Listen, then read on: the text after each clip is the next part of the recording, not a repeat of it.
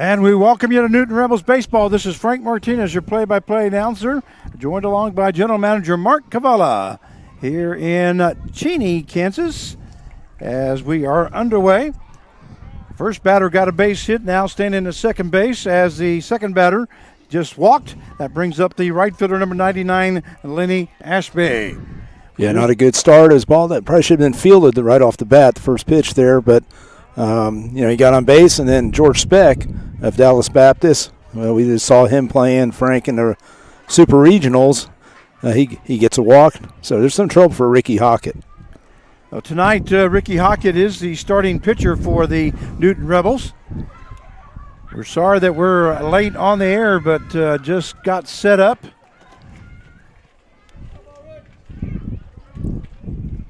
Once again, we don't even have the starting lineups yet for Cheney.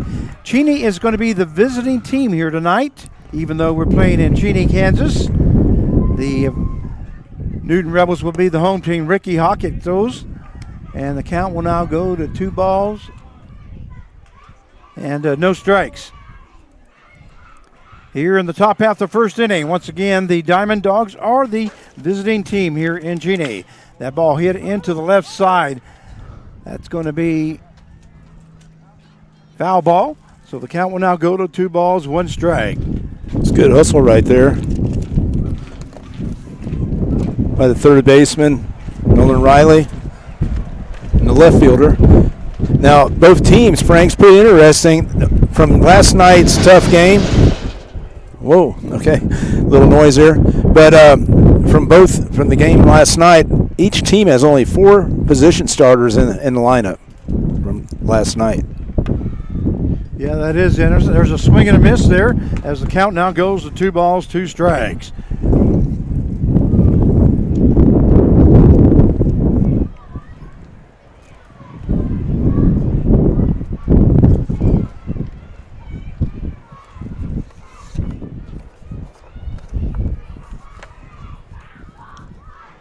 Ashby yesterday was 0 for 3. He did get on in an error, hit into a double play in the first inning, and he had a walk. Very dangerous hitter, as we found out last year. Plays at the University of New Mexico. So once again, we're underway. Runners on at first and second. This count is 2 balls, 2 strikes to Lenny Ashby. That one misses low for ball 3. So 3 balls, 2 strikes now to Ashby. Once again, we welcome you all to Newton Rebels Baseball. Welcome, Bob Rotman. There's a swing and a miss there by Ashby as he goes down swinging for out number 1. That will bring up the first baseman, number 8, Jordan Stubbings. Stubbings played last night? Yeah, Stubbings played yesterday. Was 1 for 4. Had a base hit, 2 strikeouts. Get the information on him. Stubbings from Colorado, Mesa University. He's a sophomore, Parker, Colorado. So we have 1 down now here on the top half of the first inning. We have Martinez on at second base. That one is fouled back to the screen. Right now, Hockett's getting that ball up a little, and you definitely, Frank, as you know, you don't want to get the ball up too much today. Not at this field, especially with the wind blowing. I was going to check it out exactly, see what the wind is blowing at, but it looks like it's at 20 miles an hour out of the south, and the batter hits from south to north here going to left field. There goes the runners towards the base, and the ball, what a great stop there by Riley as the ball sailed. That throw there by the catcher for the Rebels. It's Connor Allen. Connor Allen. Yeah, I mean, that ball, if that was like he just dove for that Riley. If he didn't, that's probably possibly 2 runs right there. Exactly right, because that would have ended up in left field. Here's the pitch. That one misses high. As the count now goes to 2 balls and 1 strike. We do have a lot of wind here, so you're probably going to hear some of that.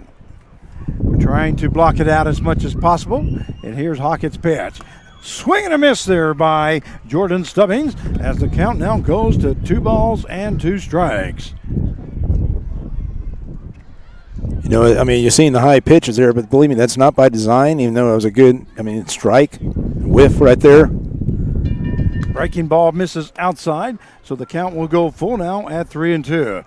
Yeah, you can really tell the ball's moving here today as he's throwing from the northeast to the southwest. And here is the pitch. That one fouled up into the infield. That's going to be right at you there, Carv. Hey, hang up there. Yeah, it was just to the right of me here. Just to the right of Carv. And over the fence there. I'm glad it didn't come this way. Yeah, that's the fans and everything. Well, one thing I was going to say about Ricky Hockett, you know, he's a Kansas kid up from around Hayes, Kansas, Plainville. And the thing is, he's used to this wind. Believe me, he's used to it, and he knows what you have to do to be effective in it. He's very effective position/pitcher at Friends University. And here's the pitch by Hockett. That one lifted foul once again, heads up. I only holler heads up because I saw a little kid over there. It's a fourplex out here that's very busy. Yes, it is, and to have a couple kids out there warming up. Once again, the Newton Rebels are the home team here tonight. They're wearing red with white pants and red socks. The Diamond Dogs, that one hit hard, and that's going to be gone, I think. Oh, it is. It's looks like it's in the infield or the this side of the fence there. I thought that was gone. I thought you had the right call on it too, but yeah, I don't. Left fielder looks like he dove for that one, and that was Hickman. Was not able to get to it as that went up against the fence. And Stubbings is on at second base, has 2 runs scored and 2 RBIs. And Hickman gave it a good try. I mean, that ball was just going away from. With this wind, the way it was blowing, I thought definitely it was going to be out of the ballpark. But just it kind of does like a golf ball does when the wind is coming. And you think it's going to get there, but instead the ball goes straight down. Yeah. And that's exactly what happened there. So now there's a runner on at second base with 1 down. That one hit into right center field. That's going to be in there for a extra basis. And that is Enzo Bonventre as he gets another RBI. Coming in to score from second base is Stubbings. 3-0 now the score. That is the 3rd hit of the ball game for the Cheney Diamond Dogs. Yeah, right now Ricky Hockett, he's trying to find it in his first inning, and that's one thing about him. I'd say the history in the last couple of years, you know, he sometimes, just like most pitchers, struggle a little that first inning. Once he gets in his groove, he's hard to get once he gets his pitches going. But right now, you know, he's getting that ball up, and these guys, this is not the day to get the ball up like you said earlier. Well, not only not the day, but it's not the team. Yeah, definitely. Both. This team is very powerful. If you get anything up, that ball's going to be gone. There one is into center field, and that's going back, and it is gone. That is a 2-run home run, as we were speaking, to shortstop number 4, Alex Ebb. A 2-run home run now takes the score. And Ebb from William Jewell. They're not even letting me get to talk about him a little, you know, but he's a freshman. He's from Wichita, Kansas, actually. So that is now 5 runs now scored here in the top half of the first. The 4th hit by the Cheney Diamond Dogs. Here's a gentleman I met the other day. I'll let you introduce him here, Frank, and I'll talk a little about him. Okay, now coming up to bat will be the second baseman, number 20, Luke Hefner, I believe it is. Yes, he's a 5'10", 175 from Dallas Baptist, freshman from Cedar Hill, Texas. That one hit hard into left center field. That's going to be in there for a base hit and maybe extra bases. Nope, looks like it could stay at first. There is a throw to first base, but not going to be in time as Hefner records his first hit of the ball game. And that is the 5th hit of the ball game here in the top half of the first inning. 5-0 is the score in favor of Cheney. That will bring up the catcher number 30, Griffin Larson. Yeah, Larson, 5'11", 210 from Southwest Oklahoma State, sophomore, and his hometown is Overland Park, Kansas. So here's the pitch by Hockett, breaking ball. That check swing, but he does go around. So the count goes to no balls. 1 strike now to Griffin Larson. And that's one thing they're going to have to do is keep working on the breaking balls, but you're going against this wind and you don't know how it's going to break. I think yesterday what Jack Richter did a masterful job yesterday. That one misses low for ball 1, and the count will now even up at 1-1. Runner on at first base with 1 down here in the top half of the first inning. 5-0 the score in favor of the Dogs. Here's the pitch. That one fouled off there by Larson as the count now goes to 1 ball and 2 strikes. Yeah, and this team, like you were talking about, they're a very good hitting team, and if you make a mistake, especially a fastball over the middle, you're already seeing what's going on, what they can do with that. Here's the pitch by Hockett. The breaking ball in there for call strike. And Griffin Larson knew exactly what he needed to do there, but he just couldn't pull the trigger. And he looks at strike 3. That will make the second out of the inning. And that will bring up the 9th batter in the lineup, center fielder number 22, Campbell Sullivan. Yeah, Sullivan, right-hander, 6'1", 190, another Dallas Baptist University player. He was a redshirt freshman. Waxahachie, Texas, south of Dallas right there. That one was a ball, so the count goes to 1 ball, no strikes now to Sullivan. And here's the pitch by Hockett. That one right across the knees on the inside corner, and the count will now go to 1-1. So 1 ball, 1 strike now to Sullivan. Runner on at first base is Hefner, who recorded a base hit. And is standing at first base. There goes the Hefner to second base. That one into the ground. So he'll be on safely as the count now goes to 2 balls and 1 strike. And believe me, Coach Hahn, he'll do this all night. He'll be aggressive. That's just his style. There's nothing wrong with it. And to where he gets where he feels very comfortable with that lead. He doesn't get to play in the championship game 2 years in a row by not being aggressive. That ball lifted into the infield. Looks like the second baseman, Jurgensen, gets under it, makes the catch for out number 3. I was going to say, Frank, that's where you certainly want to see 2 hands on a catch. So we have 5 runs on 5 hits, no errors, and 1 left on base.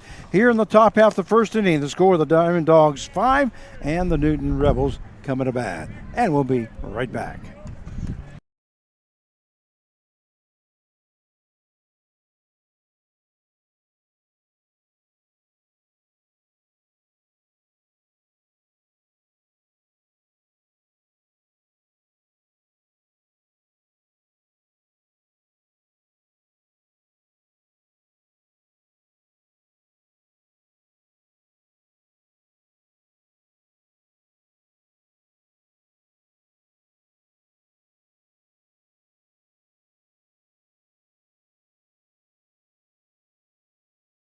And we welcome you back to Newton Rebels Baseball. This is Frank Martinez, your play-by-play announcer for tonight's game, joined by General Manager Mark Cavala as we go to the bottom half of the first inning. The Newton Rebels are the home team, but we are playing in Cheney, Kansas here tonight. First of all, Mark, we need to get to thank all our sponsors. Tonight's Play at the Plate will be sponsored by Colonel Tim Marler family in honor of the Kansas National Guard. Your home team, always ready, always there. Any double play by the Rebels must be sponsored by the team of Pate and Paul, attorneys at law, working for you. Pitching changes are sponsored by Rate Roofing. They have you covered. Any doubles by a Newton Rebel will be sponsored by Cobra Enterprise, Store and Stuff, and Realty Connections. If we have any home runs this evening by the Rebels, they will be sponsored by the John Odeman family, proud friends of the Newton Rebels. And any great plays or player of the game will be sponsored by Carl Hodges and family. The Rebels tradition continues since the year 2000. Also, I'd like to thank Back Alley Pizza and all our host families here this evening. Once again, we are in the bottom half of the first inning. 5-0 is the score. Your Newton Rebels are the home team here tonight in Cheney, Kansas. Due up first for the Newton Rebels will be the shortstop, number 1, Andrew Brutman. And also the pitcher on the mound, Trevin Reynolds for Cheney, 6'1", 205 from Colorado Mesa. And he is a senior, just finished his senior year.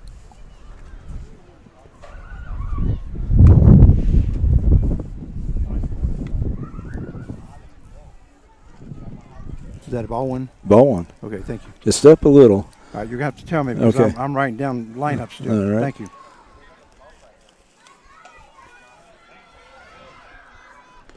Ball two in the dirt. Trying to show a little off speed right there. So fastball up.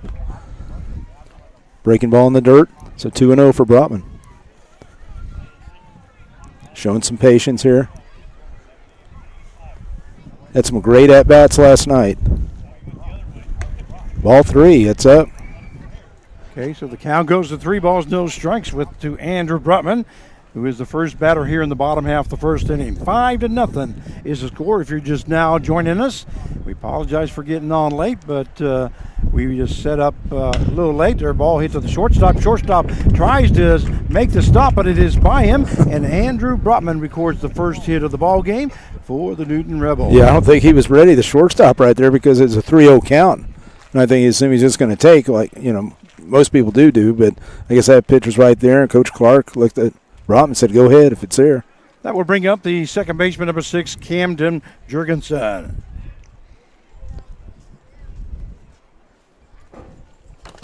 Yeah, Jurgensen, he did not play last night. He's one of the few who didn't play here. That one misses outside for ball 1. So the count is 1 ball, no strikes now to Jurgensen. Yeah, there's only 4 of them right now that played on each team, which is crazy. I thought it might not be that many, but only 4 guys played on each team last night. And here's the pitch. That one is fouled off by Jurgensen as the count now goes to 1 ball, 1 strike. And I think Coach Clark right now is trying to find that right combination. I know he was a little upset. I mean, we left 16 runners on base yesterday, so the good news was we're getting runners on base, just not hitting in scoring position or executing. That timely hitting, that's always very important. The same thing with timely pitching. As last night we went into that 9th inning, bottom half of the 9th inning, ahead 5-2, and we're not able to shut them out. Right. Yeah, I'm sure it was frustrating for a lot of players. I felt for the players because, they really battled, and they definitely had Cheney down. Here's the pitch. That one down into the ground as the count now evens up now at 2 balls and 2 strikes to Camden Jurgensen. And one thing about Coach Clark, even with 2 strikes, he'll still bunt. He'll show that. He says, hey, you need to get that bunt down. And, there's a different philosophy, Frank, on some of that. Some guys, 2 strikes, they'll let them swing away. But he believes that, they should get that down. That one a swing and a miss there by Jurgensen as he goes down for out number 1. That is the first strikeout recorded by the pitcher, and I don't have his name, so you're going to have to let me know what that is. Yeah. And Okay, yeah. we have one down now here in the bottom half of the first inning, and now our camera just went out. Oh, no.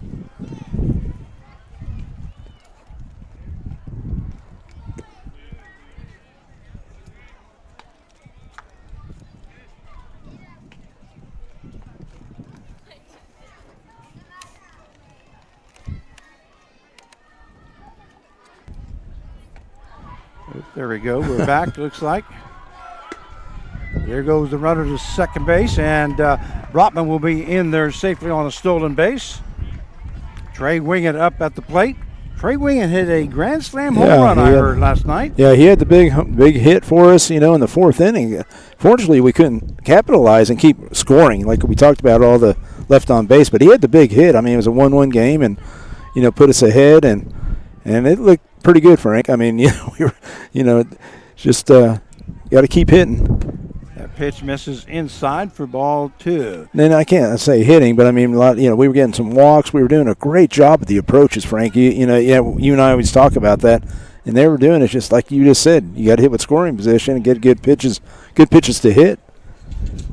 Well, it definitely was a tough loss last night for the Newton Rebels. Yeah, that pitcher there is Trevin Reynolds.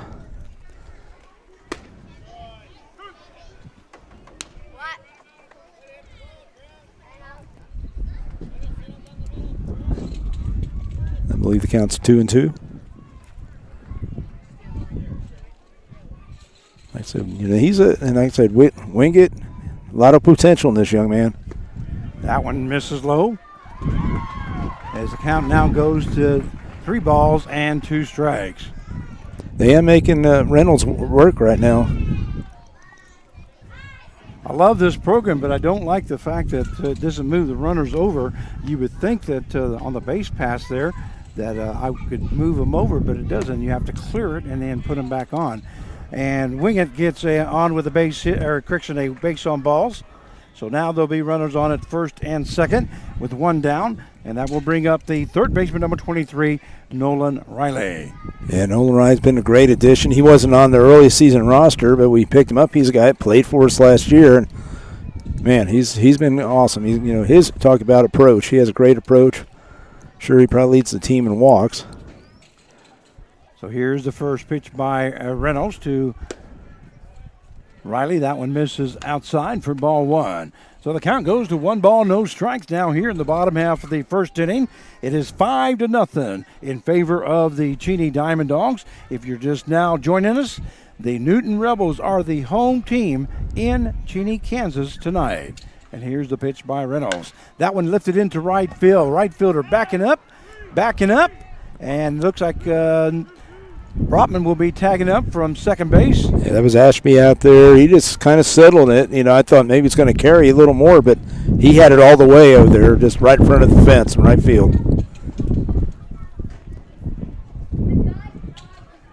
And looks like Brotman moved to third base, but Wingate stayed at first. That will bring up the first baseman, number 3, Corey Mason. Yeah, now Mason had a pretty good game yesterday, Frank. That kind of game you like 2 for 2. He had a double and a single, but he had 3 walks. Nice on-base percentage. And here's the pitch. That one is swung and a miss here by Corey Mason as the count now goes to no balls and 1 strike. By the way, Mark, I want to thank you and Jay Gibbs for filling in for me last night. I got the chance to listen to quite a bit of it. I guess not enough of it, but quite a bit of it. And that one is fouled off there by Mason as the count now goes to no balls and 2 strikes. Like I said, we can't replace you, Frank, but I'll tell you, we tried. We tried to, make you proud. And it's not the same without you here. Well, I thought you guys did a great job. I noticed that the innings was not moved over, but that's just something you get. Right. There's so much to do here that there goes the pitch into the ground. The catcher has no idea where it's at. Here comes Brotman from third base, and moving over to second base is Trey Wingate. So the score now 5-1 in favor of the Cheney Diamond Dogs, and that one was in the ground, and the count goes to 1 ball, 2 strikes to Corey Mason. WIT, whatever it takes, and right there, just get that run in, and then you got one now right there at second base. Runner in scoring position. Be nice right now, Mason get this little base hit in here and score another run. There is 2 down now. That pitch is misses high as the count will even up now at 2 balls and 2 strikes. So Brotman scores from third base on a pass ball there.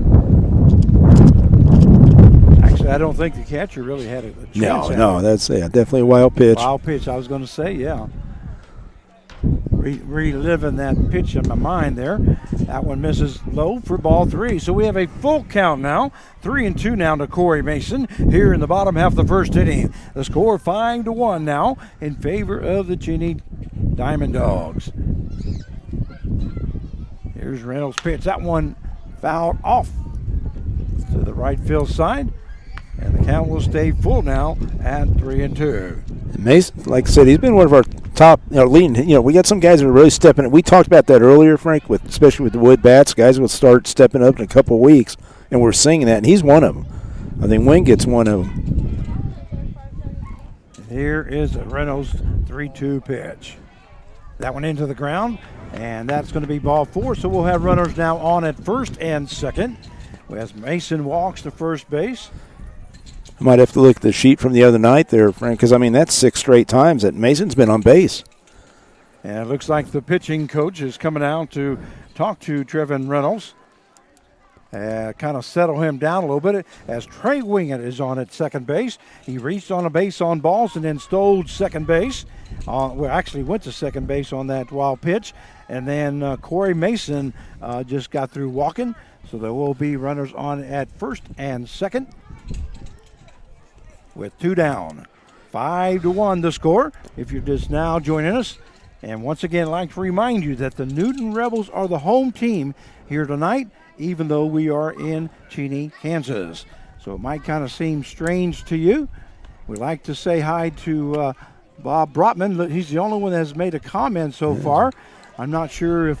he's definitely one of our biggest fans. I know that. That's out there. He's the only one out there watching, or whether just nobody wants to talk to us tonight. Not yet. But if you are out there, please say hi, and we'll make sure we'll put your names out on the broadcast. That pitch misses outside for ball 1. As the count goes to 1 ball, no strikes now. Now batting the center fielder, number 7, Justin Barnes. And Cheney already has somebody warming up in the bullpen. I mean, that's just kind of Pat's philosophy. Because he was a pitcher, he doesn't go for the walks like this. That one lifted foul. Heads up, heads up! Whoa. Definitely a dangerous place here, Frank. Wow. Kids running all over. Yeah, it is. Kid, that's why I hollered. Sorry to holler in your ears there, fans, but we were just trying to protect some kids there. Because I saw that was hitting right back at those couple kids that we're not paying attention to. No, not like fourplex. I mean, I don't have anything against. I know Great Bend has them, where they're usually not where we play, but where they play the KCAC tournament, baseball, and, Hutch. That one lifted to the right-hand side. That may stay in play. Looks like the first baseman does get under it, makes the catch for out number 3. So the bottom half of the first inning for the Newton Rebels, they score 1 run on 1 hit, no errors, and 2 left on base. At the end of 1 inning of play, it is the Diamond Dogs 5 and the Rebels 1, and we'll be right back.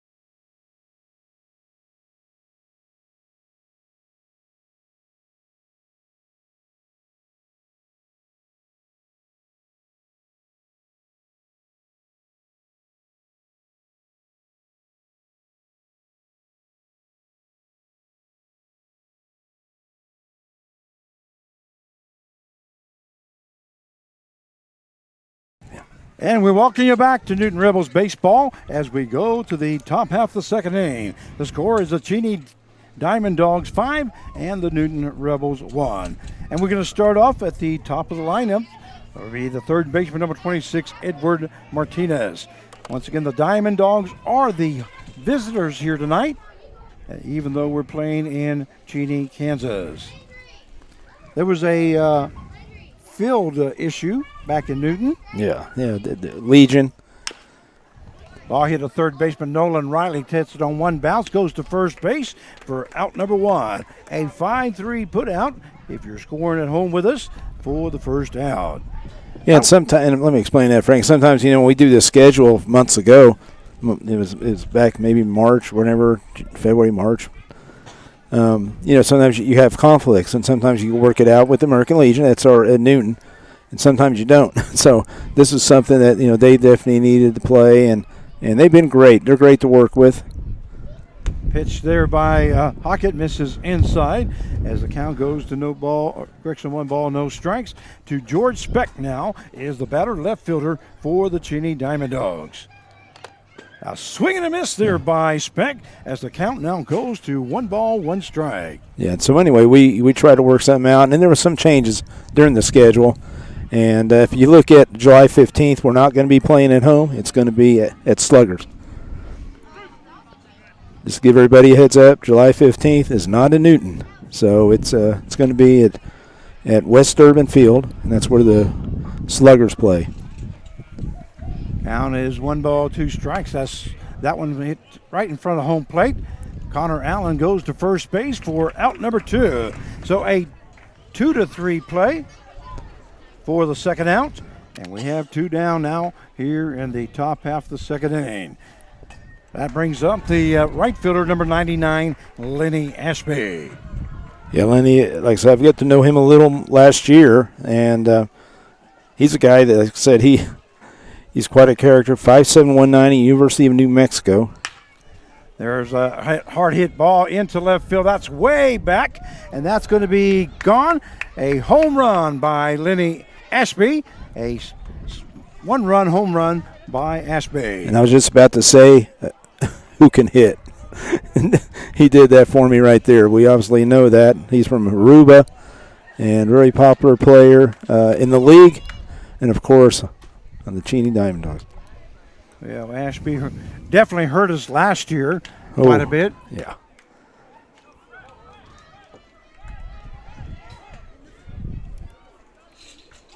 And that will bring up the first baseman, number 8, Jordan Stubbings.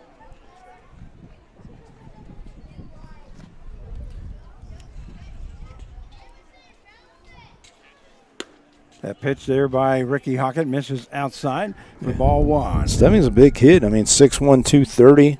Again, Colorado Mesa. Parker, Colorado he's from. Foul ball hits up. Yeah, all those foul balls, they scare me, Frank. I'll tell you that. Well, I mean the kids, but not but that's not want anybody getting hurt. Especially with this many, all fields would look like they're taken, and spectators are just right in the line here, along with those kids that are running around. There's a hard hit ball into left center field. That's going to be in for a base hit, and Hickman cuts it off, so we'll hold Stubbings to a single. Yeah. That is Stubbings' second hit of the ball game. Well, they're taking advantage of right there. Hockett got the ball up, right waist high, and they're gonna jump on it. They're waiting for that mistake, and Ricky's just got to be a little more finer, more work down. If you miss, like we always say, Frank, what do you miss? Miss down. That one there by Hockett is in there for call strike 1. With not only is that the second hit of the game for Stubbings, but that is the 7th hit now for the Cheney Diamond Dogs. Count is no balls, 1 strike. That one lifted into right field. Right fielder coming in. Looks like he may get under it. He does. Makes the catch for out number 3. That was Trey Wingett now playing right field. So a top half of the second inning for the Cheney Diamond Dogs. They score 1 run on 2 hits, no errors, and 1 left on base. At the end of 1.5 innings of play, it is the Diamond Dogs 6 and the Newton Rebels 1, and we'll be right back.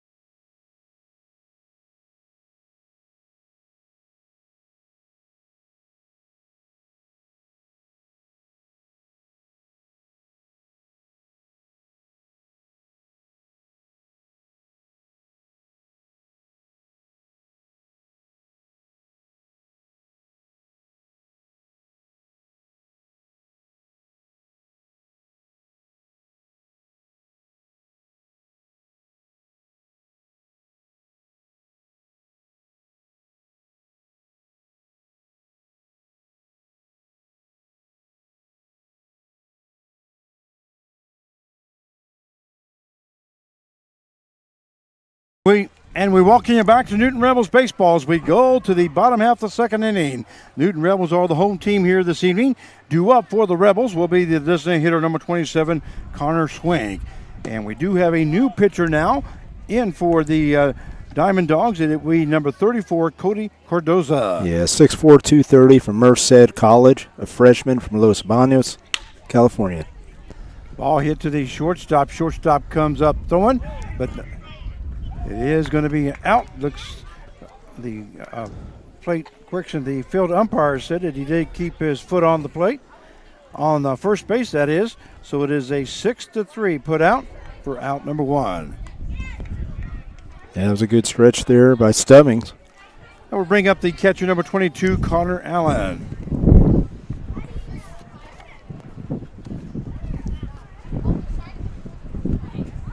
And Connor Allen, he's been coming on as of late too. That one in there for call strike 1. As the count goes, no balls, 1 strike now to Connor Allen. I mean, Frank, we've been seeing a little more of the offense. Yep. Would you agree? I definitely agree with that. That one lifted to the third base side. Third baseman is able to make a backhanded stab. That's Martinez, but he throws it away, and Connor Allen will end up at second base. I didn't happen to see whether that was a base hit or an error. Yeah, that's an error. That's error an all the error, way? yeah. Okay. Error all the way, and Martinez went to his right and threw across his body, and just that wind probably affected it too. So Connor Allen ends up at second base with the first error of the ball game. That one to Martinez. And that will bring up the left fielder number 0, Eli Hickman. We'd like to say hi to David Virginie, who says, hello, Frank. Jeanette And I are watching. Hope you have a great day. Hope I had a great day off. Go Rebels. Last night's game was a great game. Also from my 3 kids, 556, says hi Frank, Don, and Tina Wallingford here. We watch every game and enjoy your shout-outs. Thanks so much for your broadcast. So nice to be able to watch Ryland or Wallingford from Nebraska. And Ryland and I, we just talked before the game about some hitting things, make some adjustments, and he's a smart kid. He's ready to kind of figured out some stuff, and I look forward to see when he gets back out there. He's working in the cage, been working there. We do apologize about the wind. The wind is blowing about 20 miles an hour out of the south, and boy, you can really hear it on our microphones, or our headsets anyway. Hope you can't hear it there. That one lifted into the shortstop correction. Shortstop backs up, makes the catch for out number 2. Yeah, right there he just, claps his backside, kind of lifted the ball, and, even though you may be trying to drive the ball away, when you get under too much, it's just going to be a pop-up to the infield. That will bring up the shortstop number 1, Andrew Brotman. Brotman, last time I was here, he hit a home run. Yeah. We had 3 home runs that night. Yeah, yesterday he was 1 for 4. And very effective. Got on an error leading off the game. Well, I believe that game before that he was 2 for 4 or something like that, 2 for 5. Had a real nice ball game. Matter of fact, he was a consideration for the player of the game. That one misses low for ball 1. Once again, still at second base is Connor Allen, who reached on an error by the third baseman Martinez, and then went to second base on the throw. So 1 ball, no strikes now to Brotman here in the bottom half of the second inning. 6-1 is the score if you're just now joining us. Breaking ball misses low and outside for ball 2. Yeah, right now you're 6-1 down. You need some runners, and this is where you have to have faith in the guy behind you. And right now, if Brotman gets on, you got some good hitters right behind him. Just needs to get on base. We need guys. We need runners.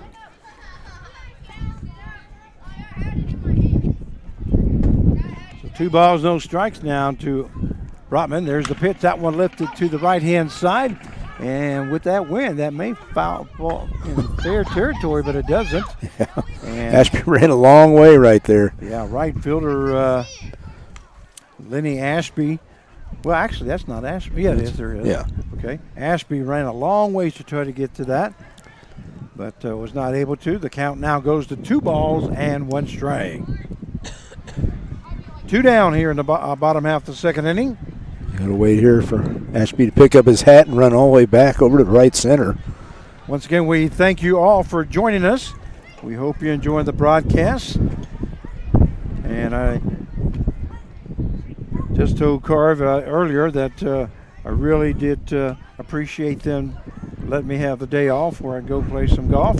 Swing and a miss there by Brutman, and the count will now even up at two apiece. And right here, Entry doesn't need to overpower it. Just hit the ball solid. It's going to go. It's going to. I mean, he's a strong guy and everything. Hit those gaps or whatever. He's got a run right there. Just a base hit. So Cordova now ready to go with the 2-2 count. And here's the 2-2 pitch. Breaking ball, that one hit right back up to the shortstop. Shortstop moves to his left, goes to first base for out number 3. So that is a 6-3 put out for the third out. Bottom half of the second inning for the Rebels. They score no runs on no hits, 1 error, and 1 left on base. At the end of 2, it is the Diamond Dogs 6 and the Rebels 1, and we'll be right back.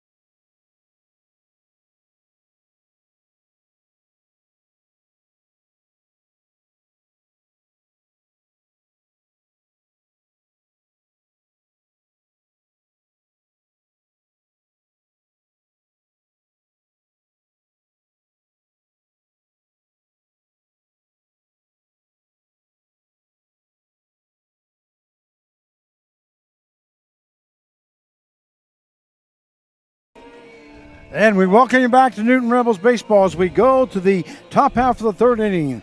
The score is the Cheney Diamond Dogs 6 and the Newton Rebels 1. Due up now for the Diamond Dogs will be the shortstop number 4, Alex Epp. Epp hit a home run his first time up, as there was a runner on on the base pass. It was a 2-run home run. I believe it was on second base as Bonventry was on at second. Yeah, and Epp was one of the guys that did not play last night. So, like I said, Pat Hahn and Coach Clark, they're playing a lot of different people. Pitch by Ricky Hockett into the ground and gets away from the catcher, so the count will go to 1 ball, 1 strike. By the way, that run in the first inning, Play at the Plate is sponsored by Colonel Tim Mahler family in honor of the Kansas National Guard. Your home team, always ready, always there. Like I said, Epps from Wichita, Kansas. Plays his baseball at William Jewell. A guy I know, good friend of mine up there is the coach, Coach Stockton. Has a very good program. So the count is 2 balls, 1 strike, and here's the pitch by Hockett. That one misses high for ball 3. So 3-1 now the count. Ricky Hockett gave up 5 runs in that first inning on a base hit, a walk. He struck out the next batter, then had 2 consecutive doubles, and then that home run by Epp. That was followed by a single. So they had 5 runs on 5 hits. And there goes Epp to first base on a walk. And that is the second walk given up by Ricky Hockett. You know, in Hockett right now, this is an inning that I felt like he needs to really shut him down. I mean, we've got to stop this offense right now. 5 runs in the first, 1 in the second. There's Hockett's pitch in there for call strike 1 to second baseman number 20, Luke Hefner. If we could somehow keep it close, I think we can crawl right back in it, because I think we do have the hitters that can do that. Yeah, definitely do. And then if we can get a good 5-6 innings out of our starting pitchers, that also will help out. Give us our relievers in there, or mid-relievers.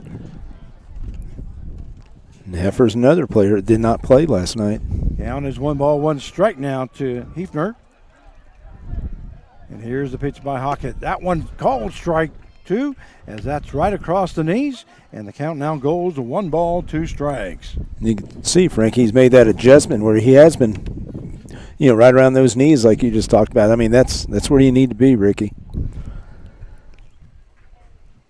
So here is Hockett's pitch. Breaking ball stays up high, and the count will now go to 2-2. And I think it's always tough for a pitcher. He has pitchers when you don't have all your pitches going, especially in a day like this. We have a total of 20 viewers so far. That one misses low for ball 3. So we have a full count now of 3-2 with Alex Epp on at first base as he walked to start off the top half of the 3rd inning. Yes, the Cheney Diamond Dogs are the visiting team on their own home field here this evening. That one hit hard to the shortstop. Shortstop goes. Brotman looked like he was going to go to first base, but decided not to, and that's probably a smart move. Yeah. Epp got right back. It's a line drive. You always freeze on those line drives.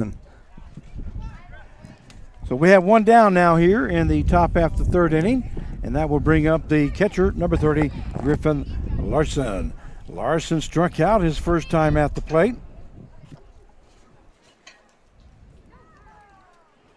Here's Hockett's pitch. That one into the ground. That gets away from Connor Allen. Move it over to second base is Alex Epp. Yeah, that went right between the wickets. We had a good view of that right there.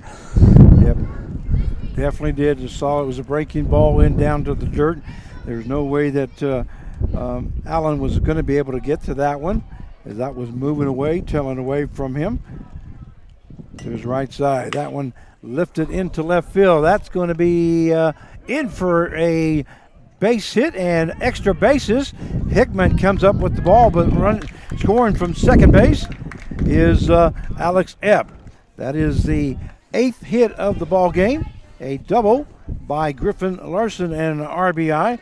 And once again, Alex Epp scores from second base. Takes the score now to 7-1. And again, as a ball that was up, and went inside, he just went right with it, right down the line there.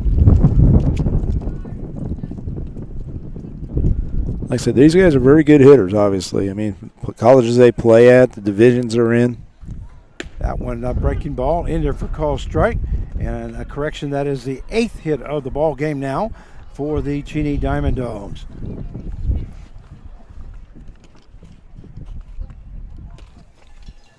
So Ricky Hockett now. Fastball, and that is hit hard, but the left fielder Hickman moves to his left, catches it for out number 2. Boy, Yeah. It sounded like he was going to be even farther than that, but we do have 2 down now. Yeah, that's just a difference right there. It's a couple inches from the right there in the solid part of the bat. And but yeah, you're right. I mean, when he first hit it, I go, oh boy, because it's up in the wind. Yeah, especially in this wind. That's exactly what I was talking about, Carv. If you get that ball up there, it's going to keep telling over the fence here. There's a breaking ball called strike 1 now, and the batter is. That looked more like a change-up type. I mean, third. pitch right there. But it's see how it broke and everything. That was pretty interesting. So throwing that against this wind.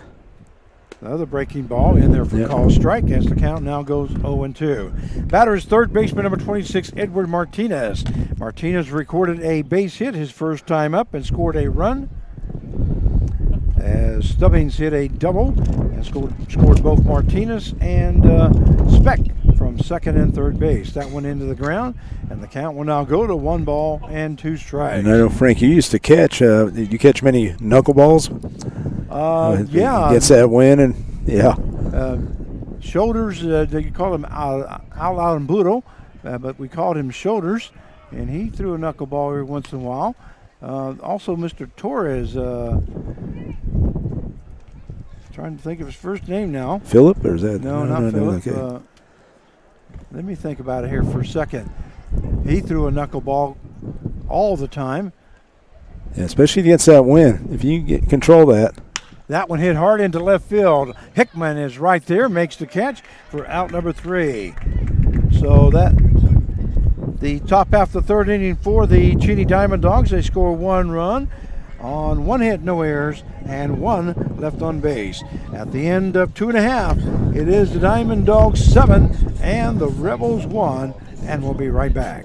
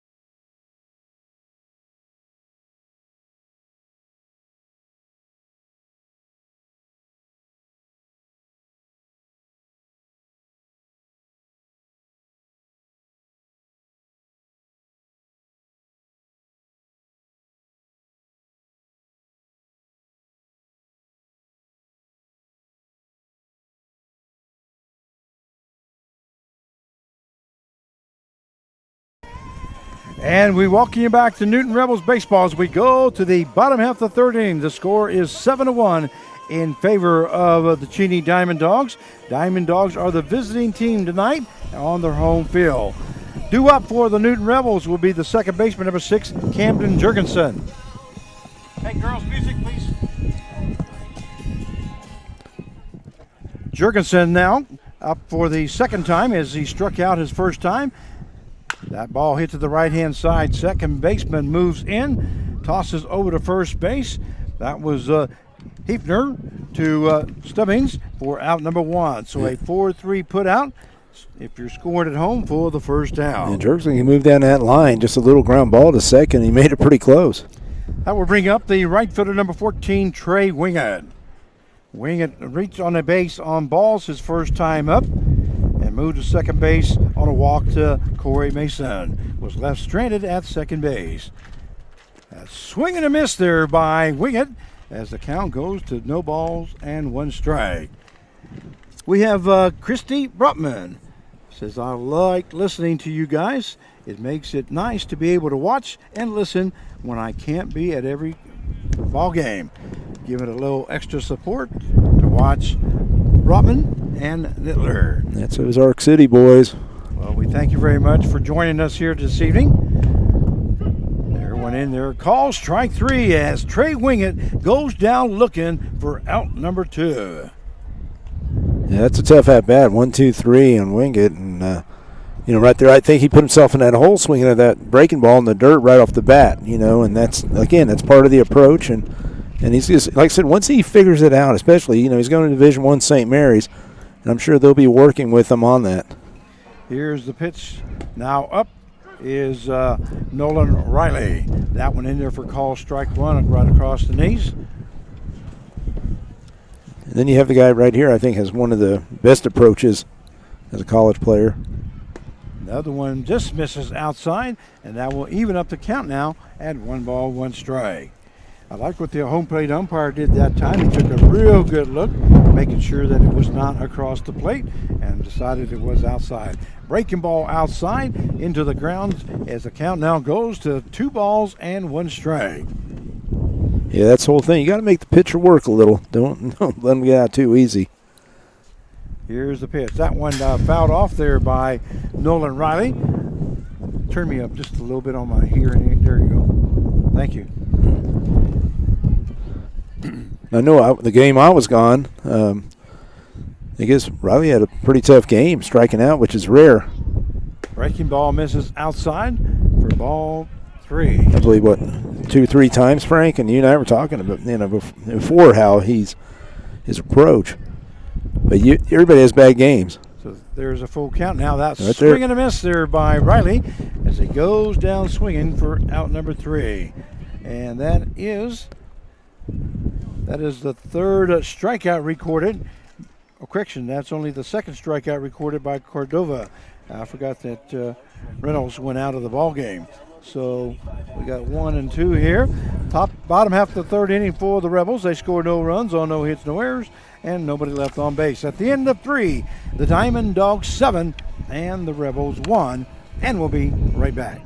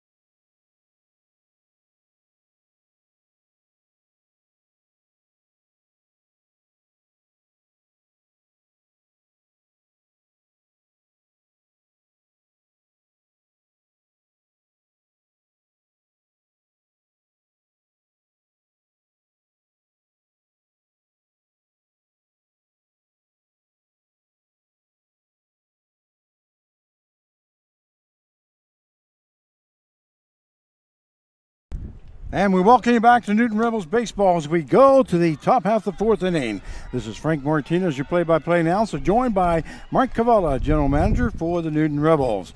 7-1 is the score, due up for the Dogs. Left fielder number 9, George Speck. First pitch to miss call, ball 1. And now pitching for the Newton Rebels is number 21. Who'd you say? Dylan Swanson. Dylan Swanson? Yeah, lefty from Woodland Hills, California, 6'1", 175. Another Moore Park College player. He was a freshman this past season. So Swanson now coming in to pitch for the Newton Rebels. That one misses low for ball 3. So 3 balls, no strikes now to George Speck here in the top half of the 4th inning. You know, it's always it's always funny, Frank. Sorry to be frank, I guess. But see how the bullpen's built out there? It's kind of the opposite direction. I got a strike in there with the fastball. But, I mean, you know, so the pitcher's out there warming up in the bullpen. Then he comes in here, and that wind's completely different. Comes across, so he's got to make that adjustment. So the count is 3 balls, 1 strike now to Speck. And here is Swanson's pitch. That one lifted past the third baseman, Nolan Riley, diving for that to his left, but not able to get to it. And that is another hit for the Diamond Dogs. That is the 9th hit of the ball game. That'll put a runner on at first base, and it'll bring up the right fielder, number 99, Lenny Ashby. Ashby hit a home run his last time up. A line shot over left center field. Well, like yesterday, you know, he struggled a little hitting to the double play, 4-3, got on with the error. But, you know, he's one of those guys that's just going to, you know, he's going to break out. He's going to come out and turn me down now. Okay, turn you down there. Right there. There you go. That's better. Because we've seen enough of Ashby, I can tell you that. I mean, the last couple of years. There's the pitch. That went in there for call strike. As the count now goes, no balls, 1 strike now to Lenny Ashby. You know, Swanson has a good arm. I mean, he has that kind of unorthodox. Looks like he's about ready to pick off over to first, but then he comes across his body, and he throws pretty hard. That one lifted into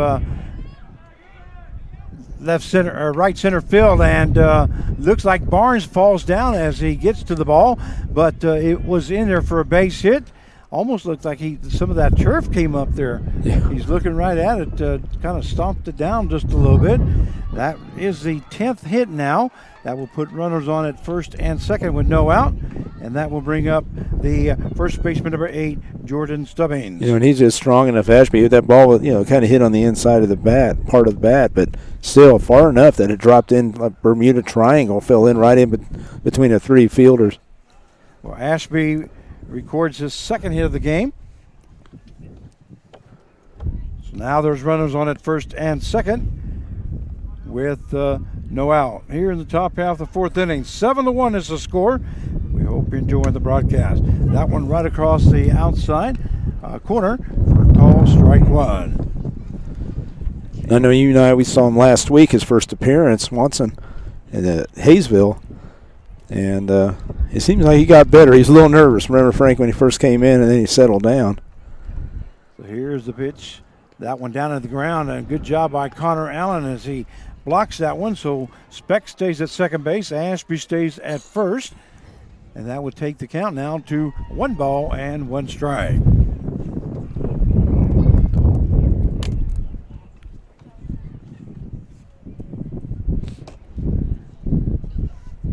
I'm almost glad I brought the tent here tonight, but almost glad that we didn't put it up because we would have had problems trying to keep her down. Well, in this wind, This wind is really howling. I brought the tent frame, but we didn't put the tarp in that last time we put the it tarp, up. yeah. And I was rushed to get here and left it at home apparently. And it's not real hot. I mean, it's not really hot out here. I hope the computer might disagree with me here, but it's not as hot as it was, let's say, last week, Frank, when you and I were out there. Count is 2 balls, 1 strike now to Stubbings. And we have no outs here in the top half of the 4th inning. 7-1 the score in favor of the Diamond Dogs. And here is Swanson's pitch. Breaking ball misses outside as the count now goes to 3 balls and 1 strike. It's been 3 days up in Kansas City at a showcase, and with turf fields from 8 in the morning till 6 o'clock almost. I mean, that's watching kids from all across the country. It was fun. A long day. Here's the pitch. That one misses, and the ball gets away from the catcher, but that is ball 4. So Speck will go to third base as he hustles down. Ashby moves to second, Stubbings to first. And the bases will be loaded now for RBI. With the leader? RBI man. Yeah, RBI lead right is, I think he's leading the league. And it just seems like every time he comes up, there's runners in scoring position. I mean, yeah, they got him in the right position, that's for sure. And we know Enzo, he loves those. He loves RBIs. I mean, that's what I think it's all about, getting runs. So he's got a great opportunity here. So here's Swanson's pitch. That one misses outside for ball 1. And what's sad is that there's only no outs. There's no outs right now, so that's the tough part. And Swanson's got his hands full right now with this lineup.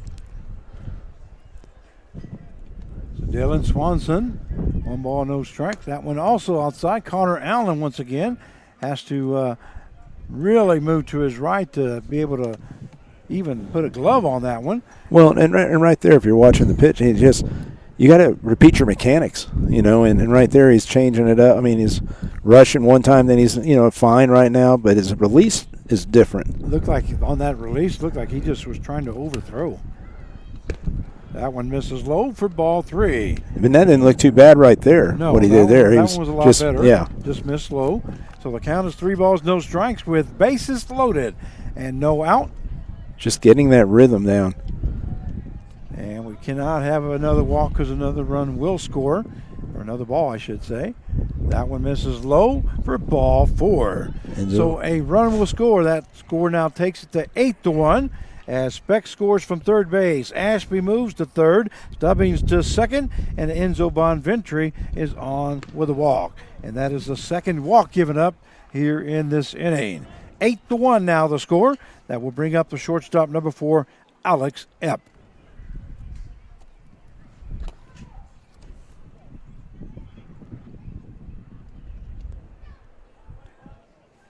Yep, quite impressive. Epp hit a home run his first time and walked his second time. And that one low for ball 1. And right now, they're just going to make him throw strikes. I mean, that's the thing about Pat Hahn. That's what he preaches. He's got guys saying, hey, just, we just got to make sure that that's what he's saying. He's saying, hey, you don't swing any bad pitches. Let them, if they're going to walk you, they're going to walk you. That's an RBI right there. Well, that one swing and a miss. And then he swings. Yep. So how much do I know there? But, I mean. Well, you're right though. I mean, the man is struggling right now with a walk, and you got to challenge him, make him throw you a strike. Right. Especially with no out. You take one swing, and it could be one out. Change. Yeah. You got the bases loaded. You got a good lead. There's a hard hit ball. That's going to be in for a base hit, as Epp records his second hit of the game. Runner scores from third base, and the throw into home. As Wingett hustles that in, so only one run will score. That takes the score down to 9, and that is the 11th hit of the ball game for the Cheney Diamond Dogs. So Epp records his second hit of the ball game in an RBI. That puts Stubbings at third base, Bonventry at second. That will bring up the second baseman, number 20, Luke Hefner. When you look at all the runs, I'm just watching where you colored in all the diamonds. How many of those are off walks? I mean, just 2. So most of those are hits. Like you're reading off how many hits they've had. Nope, just got hit. All right, that's not good. Now the base is loaded. So another run will score, make it 10-1. Coach Clark taking that slow walk out there. It's a tough walk. I've been there many times. It's because you're about ready to take somebody out and hoping that the next guy that comes in can close the door. Right now there's no outs.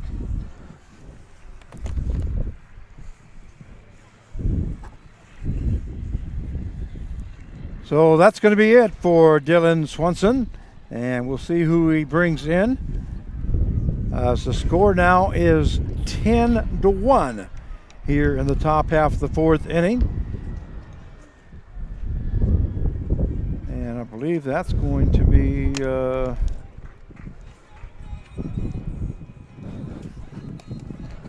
either Rabe or Judith Graham. I think it's 41. Okay. We'll take a look and see exactly who that is to make sure. And Frank, I was going to tell you I got some scores here in the league. You want me to go through those? Go ahead. Little time. The Twins right now are ahead of the Sluggers, 14-1 in the top of the 5th. Wow, because the Sluggers beat them yesterday 5-4. The Batcats are ahead of the Monarchs, bottom of the 4th, 2-0. The Aviators, the Aviators of Hayesville, they're ahead 8-0 over the Warhawks. We'll be playing these teams coming up. And, of course, people don't know about El Dorado. Dropped out of the league. I don't know if you want to talk about that, Frank, what happened. Well, I just know that they played one game, and then after that they voted the team. Right, yeah. And, it's an unfortunate situation because, El Dorado is a proud tradition place. I mean, J.D. Snyder, we both know him pretty well. Yep. And it's just sad to see that. And I hope that El Dorado gets back on its feet. And, they've been trying. But, yeah, just one game. And then so there's kind of a little void we have right now. We're trying to, Coach Clark and I have been calling some teams, trying to fill that, trying to get a couple teams. We will let you know once we do find out that it is confirmed. We're trying to keep our home dates, to play some teams. So. Okay. By the way, what he's talking about is El Dorado is next up on our schedule. Right. So after tomorrow, actually we have a break on, see what's today, Tuesday? We have a game on Tuesday, and then no game. Correction, we have game tonight, which is Tuesday. We have a game on Wednesday, and it's supposed to be here in Cheney. And then Thursday is supposed to be a day off, and then Friday we're supposed to be at home against Cheney to finish off the series. But then Saturday, we were supposed to start playing El Dorado. Right. And those 5 dates that we're supposed to play El Dorado, as of right now, we have no game scheduled. Right. And Coach Clark's working on it right now. He's very close. We can't, say officially, but once we do, we will get out a release or whatever. I mean, we'll get something out on Facebook and, like a broadcast. Hopefully we'll know by, the next couple of days, Frank, so you could announce it. All right, coming up is center fielder, the catcher number 30, Griffin Larson. And now pitching is Judith Graham coming in to pitch for the Newton Rebels. Graham is a left-handed thrower, 6'1", 180 pounds. I know Coach Mandarino, he's been working with these guys. They came in here and, there's a lot of things that, it's tough on a pitching coach and a summer coach. First pitch was a ball, second one is in the ground, and run scores from third base as runners will advance on a wild pitch, and the count is 2 balls and no strikes. All we need to do is get the ball over the plate. Yeah, and it's frustrating because you see a lot of the position guys kind of standing. You look out and looking down at the ground and losing their focus. Some of the position guys are on their heels, and it's tough. And the pitchers aren't trying to do this. They're just having some difficulties with their mechanics or whatever. And like I said, the coach is trying to work with them. 3 balls, no strikes now to Griffin Larson, as Judith Graham is now at the pitcher's mound. That one low for ball 4, and Larson walks on 4 pitches. That will load up the bases once again, and that will bring up the center fielder number 22, Campbell Sullivan. It's got to be very frustrating. I know it's frustrating for you and I, Frank, to watch this, but as a coach, and, and summer coaches, college coaches send guys and they expect you, hey, work with these guys and all that. But a lot of them just need to keep, working on the bullpens, working on the mechanics, and it's all right to have maybe a couple of them, but we got quite a few guys that are struggling right now at the same time. Graham's first pitch there to Sullivan is called strike 1. Here's the second pitch. That one right across the letters along the outside corner as the count now goes to no balls and 2 strikes. There you go, right there. Just nice and easy. See how that just nice rhythm right there? He's got a good arm. You got to believe in that. And here's the Graham's pitch. That one misses outside. Breaking ball. Good pitch there by Graham that time. He tried to nibble on that outside corner. Well, they had the 0-2, so, yeah, that's a good pitch. So 1 ball, 2 strikes, and here's Graham's pitch. That one is fouled off right back to the fence, and the count will stay at 1 ball and 2 strikes. And right there, if you just look at his mechanics look good. He's staying tall. Did you see who just came in front of us and picked up that ball? Yeah. It was Mighty Mouse. That's right. Wow. Here's the pitch. What a great pitch there that by was Judith Graham. Judith Graham, that was right there. Just barely missing the outside corner as the count will go now to 2 balls and 2 strikes. He didn't miss by much. No, he sure didn't. Here's the pitch. Swing and a miss there by Sullivan as he goes down swinging for out number 1. There you go. That's just come right after him, just like that. But I liked his rhythm right here. He was like in sync right here. He had that. Look at me. He's in command. Look at me. You see right there. He's ready to go. And that will bring up the third baseman, number 26, Edward Martinez. Once again, Eppes at third base, Hefner at second, and Larson on first with 1 down. Great pitch as that one goes across the knees for call strike 1.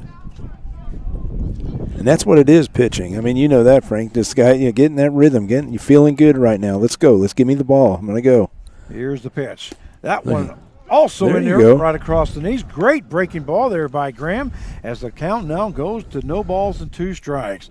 Boy, you can really tell the confidence he's got. Yeah, and that's the word I was going to bring up was confidence, because right there you can see he's got his curveball going. Fastball lifted into right side. That's going to be in for a base hit as 2 runs will come in home as the throw is not going to be in time. Now the throw goes to past the catcher, and both runners will advance to second and third. But 2 more runs score and another base hit. That is the 12th hit of the game and the 13th run here for the Cheney Diamond Dogs. And I feel bad because that pitch wasn't that bad. I mean, it was just, he just hung it up there. The wind, it probably would have been a foul ball on a regular day, but that wind blew it back in, I felt. Just keep doing what he's doing right there. I can handle that, Frank, because, he's throwing strikes, and that went a full swing. So Martinez gets a base hit, a single, and 2 RBIs. That hard hit ball into center field. That's in there for a base hit. As another run scores, that would make it 14 now, and the 13th hit of the ball game. So George Speck records his second hit of this inning, and he scores an RBI. We'll bring out the right fielder, number 99, Lenny Ashby. Yeah, and he comes up again with a runner on third. So runner on third base and a runner on at first with 1 down here in the top half of the 4th inning. And the score 14 now, 14-1.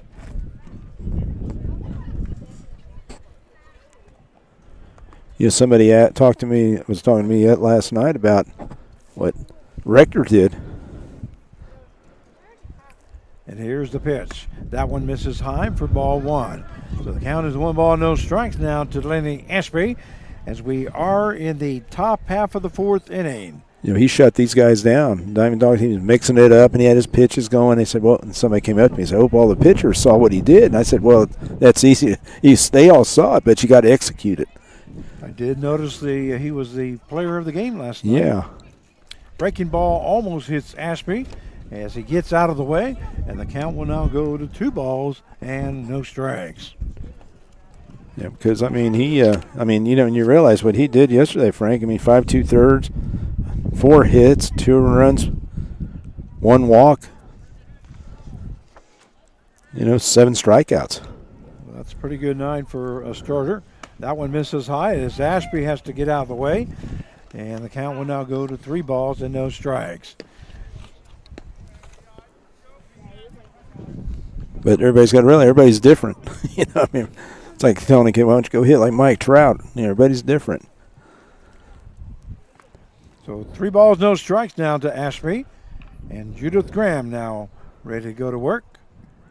As there is runners on at first and third. That one is fouled off there by Ashby. With a 3-0 count there.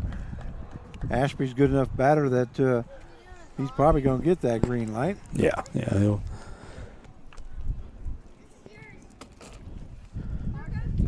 Like I said, he's just patient kind of hitter.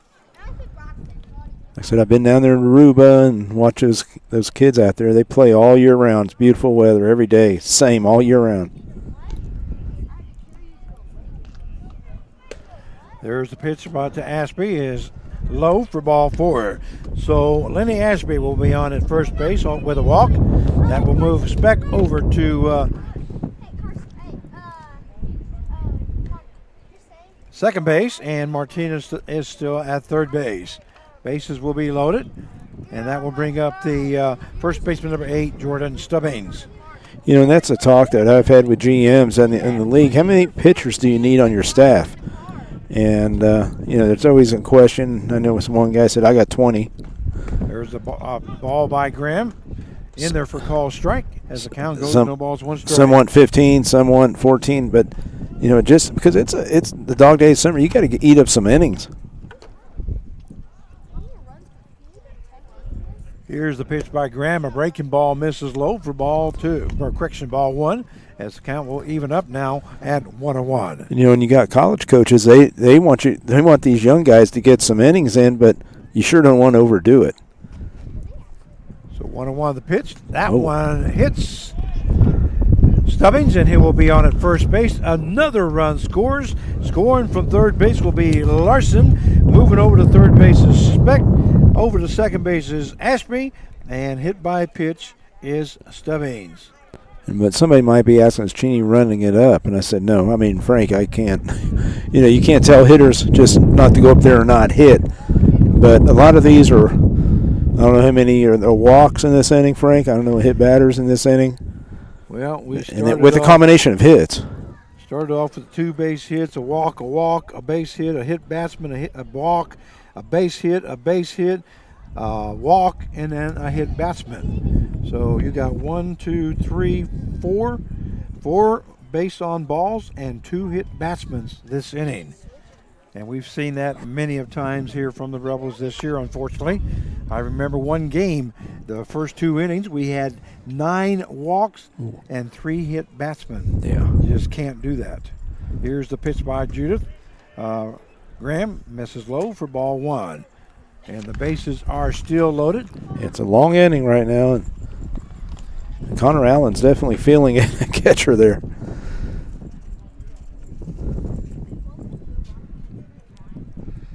This is the 13th batter as Enzo Bonventry gets a grand slam home run by Bonventry. And 4 more RBIs for Bonventry.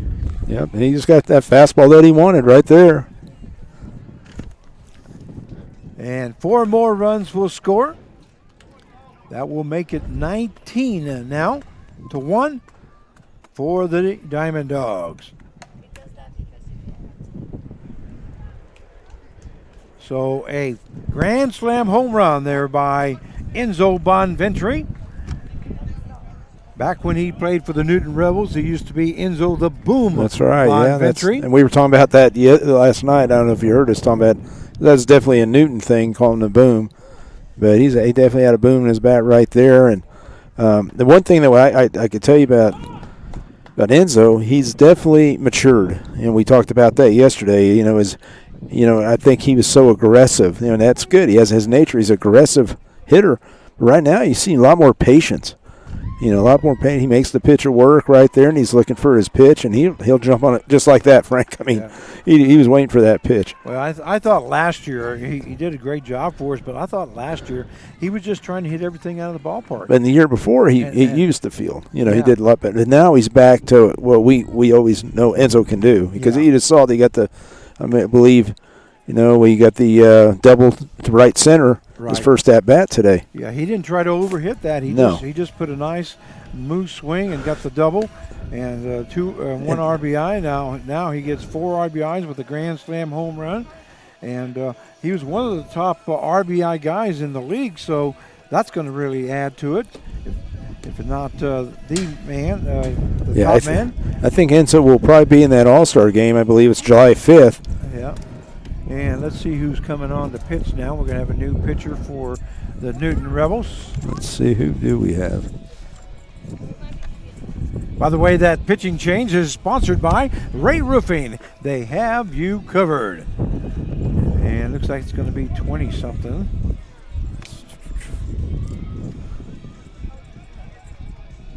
$24. 24 is Colin Rabe. Colin Rabe. Coming in to pitch now.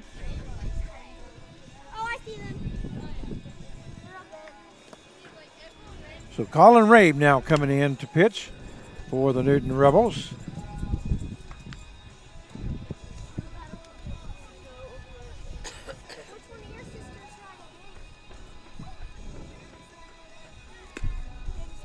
See if I can get you some stats on Rabe here.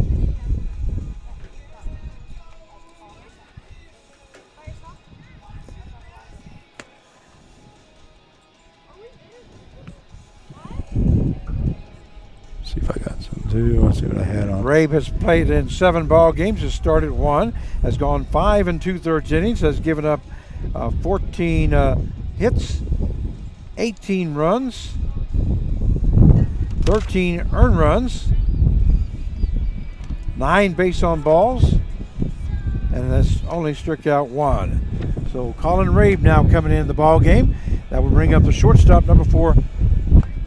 Yeah, Alex Rabe, Epp. and Rabe is from Wichita, 6'2", 180, Neosho County Community College, and he was a freshman this past year. That one fouled off there by Whoa. right behind us, wasn't it? Yeah. By Alex Epp. Epp is 2 for 2 here tonight, as he had a home run and 2 RBIs. Boy. And then the single in the 4th inning with 1 run scored, got an RBI. Also walked in the third and was hit in. It's like you're doing a lot of coloring in there, Frank, I noticed. Well, it's my pen. I just bought this box of pens and may go through this one here tonight. That one misses high for ball 2. So the count is 2 balls and 1 strike. We do have one down here in the top half of the 4th inning. Actually, I'm in the 5th inning because I'm run out of room there in the 4th. That one lifted into the infield. Third baseman looks like he's going to make the catch, which is Nolan Riley for out number 2. So an F5 is the play if you're scoring at home for the 2nd out. And that will bring up the second baseman, number 20, Luke Hefner.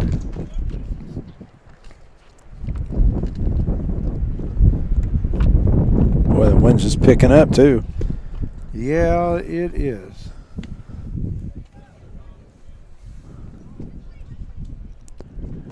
So Hefner now up as the count is no balls, 1 strike. That one hit hard to the second baseman. Second baseman comes up and goes to first for out number 3. So a 4-3 put out for the 3rd out, but not before the the Cheney Diamond Dogs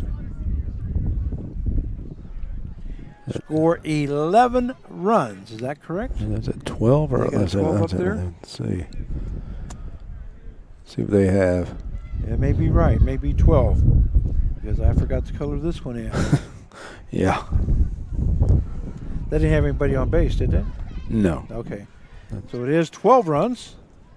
And at the end of 3.5 innings of play,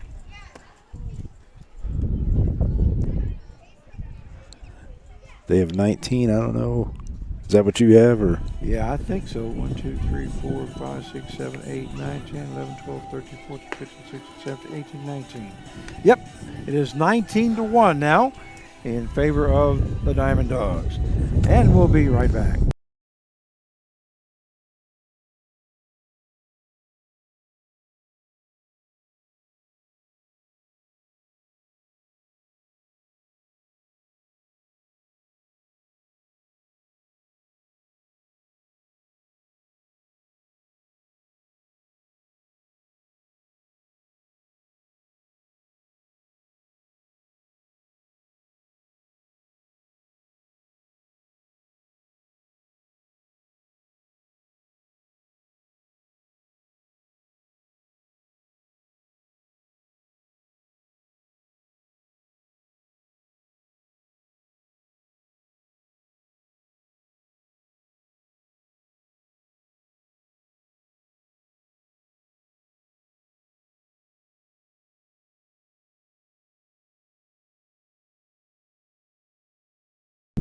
And we welcome you back to Newton Rebels Baseball as we go to the bottom half of the 4th inning.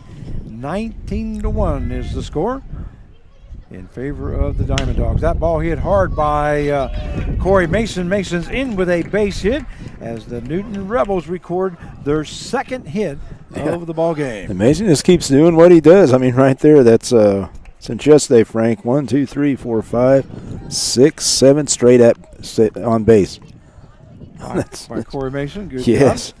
That's going to bring up the center fielder, number 7, Justin Barnes. And he made it look so easy, didn't he? I mean, just a nice little. He took that first pitch over the shortstop's head.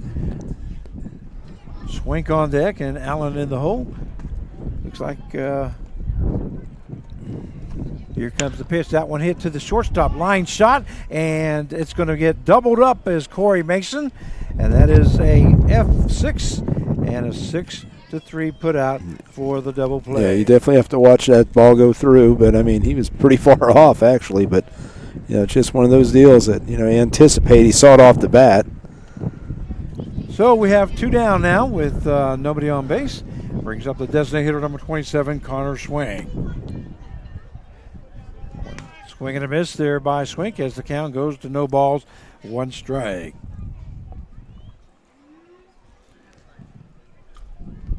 And here's the pitch. That one hits the outside corner. 0-2 now the count. You know, we talked about one of the first meetings I had with the team, and I told them about this league because there's so many new guys on here. That one hits the outside corner, and looking is Swink as he goes down looking for out number 3. The one thing, Frank, I told him, I said, this league, it's a good league. It's a very good league, very good hitters, and you better come over to play because they're going to come. They're not going to stop. You know what I mean? They're not going to. They're going to. And it's not running it up. It's just playing baseball, and we got to be ready to accept and come after them, and be ready to battle. And I don't feel like we've competed this game, of course. Well, Connor Cordova finished up the 4th inning, and we're going to go to the top half of the 5th inning. Half my 5th inning's already filled out, looks like. Yeah. 1, 2, 3, 4, 5, 6. 15 guys went up to the plate in the 4th inning for the Cheney Diamond Dogs. And this happens in baseball, folks. I mean, it does happen. Even in the majors, they've had some like this. Everything's relative and all that. It's just right now the Rebels just got off to a bad start, especially that 5 runs in the first. And we just the thing that surprises me is we've only scored 1 run. I think that's the thing that's just kind of got me because I think we, especially in a day like today and the fastball pitchers basically, that we would be tagging those guys too, but it's not happening right now. Here at top out the 5th inning for the Cheney Diamond Dogs. Leading off will be the catcher number 30, Griffin Larson. Larson struck out his first time, and then he got a double with an RBI, and then he walked and scored a run in the 4th inning. So Larson is up here in the top half of the 5th inning. 19-1 is the score. That one misses low for ball 1. And Colin Rabe now on the mound as he came in the last inning, got the last 2 outs to finally shut the door. And here is Rabe's pitch. That one hit to the third baseman. Nolan Riley gets to the ball, but then he bobbles it. And that's going to be an error. That is the 2nd error recorded by the Newton Rebels. The first error. That is the first error. Well, actually, it's somebody. Let's see who's in there. It's not. That wasn't Nolan Riley. Oh, that's not Nolan Riley? Yeah, I think he's made some adjustments right here, and I'll see what I find out. My apologies to Nolan Riley. I didn't look up. I just knew that he was in the game last time. Let me see if I can find out for you, Frank. So swing and a miss there, number 22, Campbell Sullivan. And we'll see who is playing at third base now. Well, it looks like that was Kate Schultz. Kate Schultz. Okay. Yeah. Kate Schultz is the third baseman now. And a catcher, we also have Max Dozier. Okay. At first base, Carson Thor. And at second base, we have number 11, I believe. Is that what it is right there? That's Jaden Hanna. I don't think it's Jaden Hanna. There's a base hit into left field. It is number 5. Oh, is it number 5? Is that right? Is that Henry? No? Is it? I don't Our old eyes can't see across there, but that is the 14th hit now. Trying to see how the outfield looks. It's hard to tell, but sometimes they don't. Of course, they don't get checked in until they come up to the plate. So we'll see who that is. But we do apologize to Nolan Riley for saying that he's the one that got the error, because he didn't. Not only to him, but especially to his parents. We want to make sure that he doesn't get credited with that error. No, I was about to say he usually makes that routine play. Yep.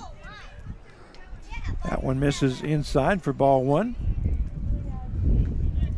And we do have runners on at first and second with no out here in the top half of the 5th inning. A hard hit ball to the third baseman. A great scoop there by the third baseman, and he touches the base for out number 1. A force out. Yeah, it's a good job by Kate Schultz. I mean, Kate Schultz, that is. I'm sorry about that. I still had not wrote that name down because I'm still trying to get this 5th inning figured out over here. Okay, that was Martinez. Well, the fielder's choice. And we have. Okay, now And the thing is, Pat, usually he'll keep those same guys in there. Let them get their at-bats. that one misses outside for ball 2. Coach Hahn, he wants them to get at-bats. He wants, because of course he split it up a lot because there's only 4 guys from yesterday. So he wants some of those other guys to get there. So They're getting them right now. 4 at-bats they've had at least? Yep, they're getting their chance today. That one misses high for ball 2. So 2 balls, no strikes now to George Speck. This is this is his 5th time up here at the plate this evening. And we're just in the 5th inning. Here's the pitch. That one misses low for ball 2. I was going to tell you, Frank. 3. I was going to tell you earlier. It's like we actually had guys with 6 at bats yesterday. I mean that's plate appearances. What I'm getting at. Yep.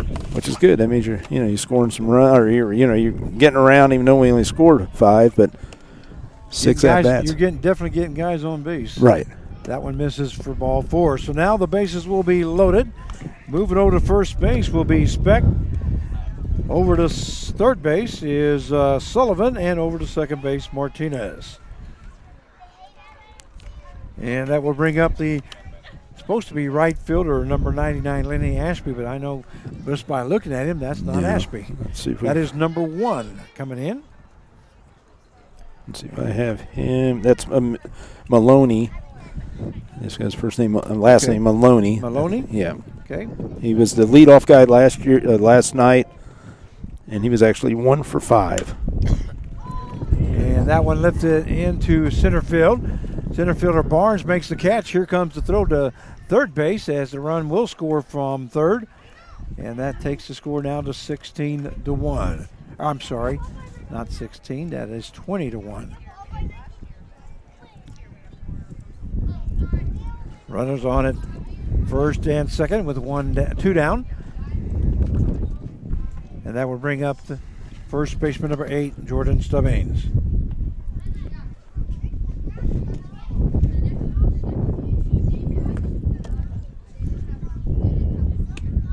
Breaking ball there by Ray, misses outside as the count is 1 ball, no strikes.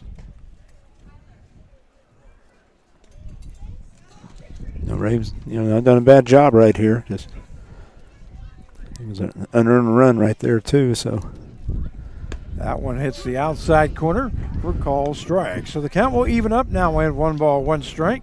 And what he's doing right there, you see right there, Frank's not overthrowing. I mean, he's just kind of throwing it in there. He's getting some good little late movement. That one hit into left field. That's going to be in for a base hit. Or did he caught make the it. catch? Looks like he might have made the catch in left field. That would be Hickman. Yeah, very good catch. Oh, what a great job. I thought he skipped that one in, but the umpire right away said that he caught the ball for out number 3. So an F7 is the play for the third out. So at the end of 4.5 innings play, it is 20 now to 1, and we'll be right back.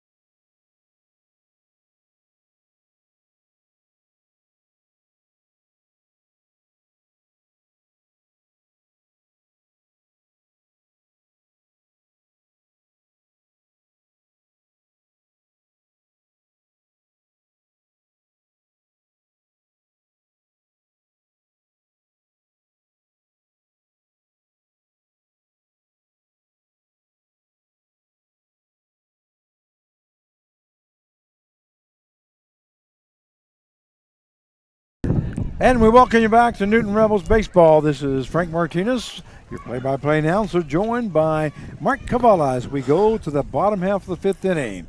And now batting is the catcher. Is that Dozier? Max Dozier, yep. Max Dozier. He's actually a freshman at Oklahoma Wesleyan. Number 25, Max Dozier now. Recognize the name, the number. That pitch is in there for call strike as the count now goes to 1 ball, 1 strike now to Dozier. It's nice looking over there, Frank. Over your left shoulder, there's the sunset. Sun setting on the left side. That ball hits to the second baseman. Mooster is right, backhands it, and goes to first for out number 1. A great play there by the second baseman, Luke Heapner. If that's still number 22. Yeah, I don't know. No, that's 22, isn't it? Yep. That's Sullivan now. It's Sullivan. Second Yeah, he base. might be making some changes. Okay. So we do have 1 down now. That was a 4-3 put out for the first down. And that will bring up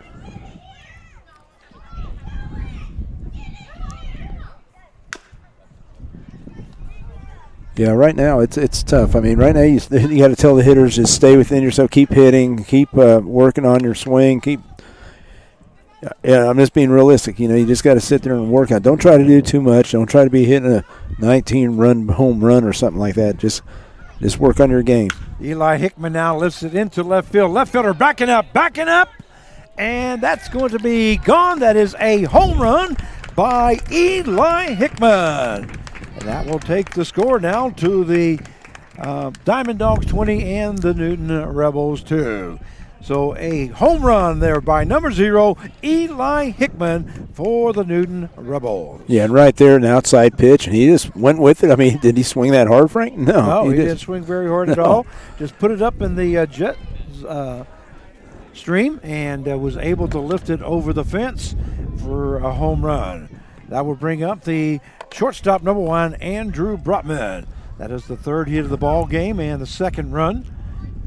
As we do have 1 down here in the bottom half of the 5th inning. Breaking ball there, misses for ball 1. So 1 ball, no strikes now to Andrew Brotman as we are in the bottom half of the 5th inning.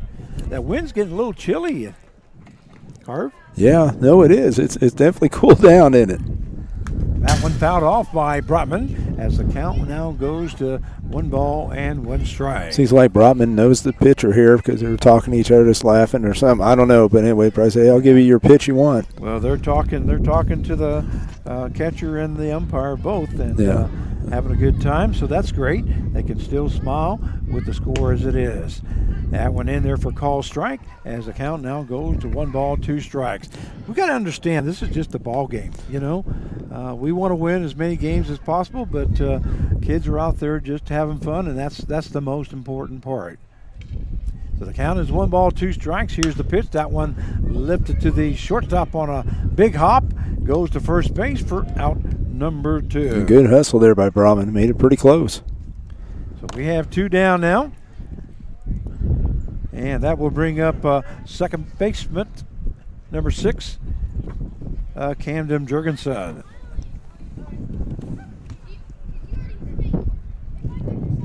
So 2 down here in the bottom half of the 5th inning. Fastball right across the knees on the outside corner as the count goes no balls, 1 strike.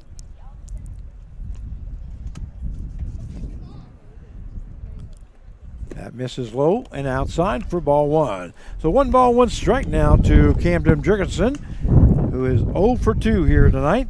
Struck out his first time and grounded out to the second baseman in the 3rd inning. That one misses low for ball 2.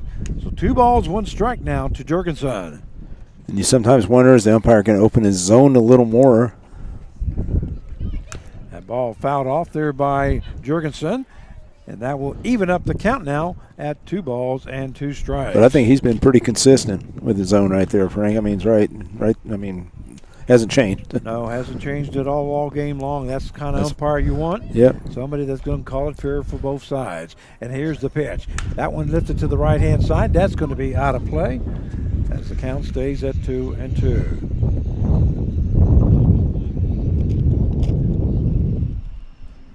I'm excited to get back to Newton too. I think get some of the fans excited to get them going. That one calls strike 3 for out number 3.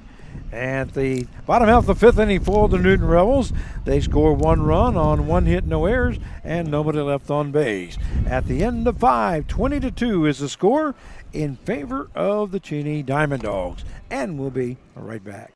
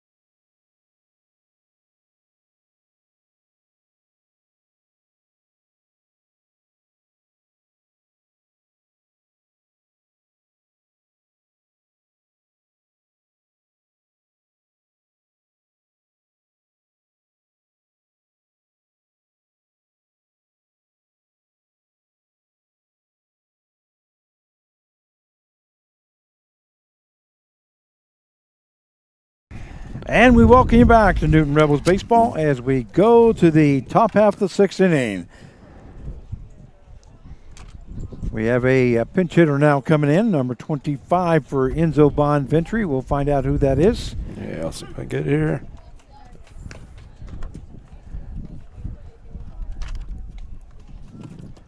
Thank you very much.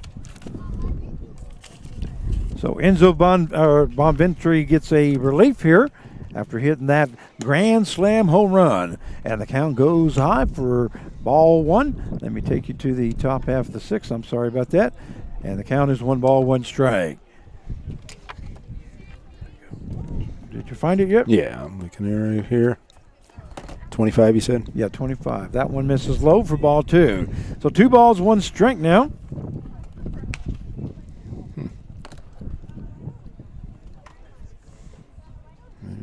I think what I do have it here.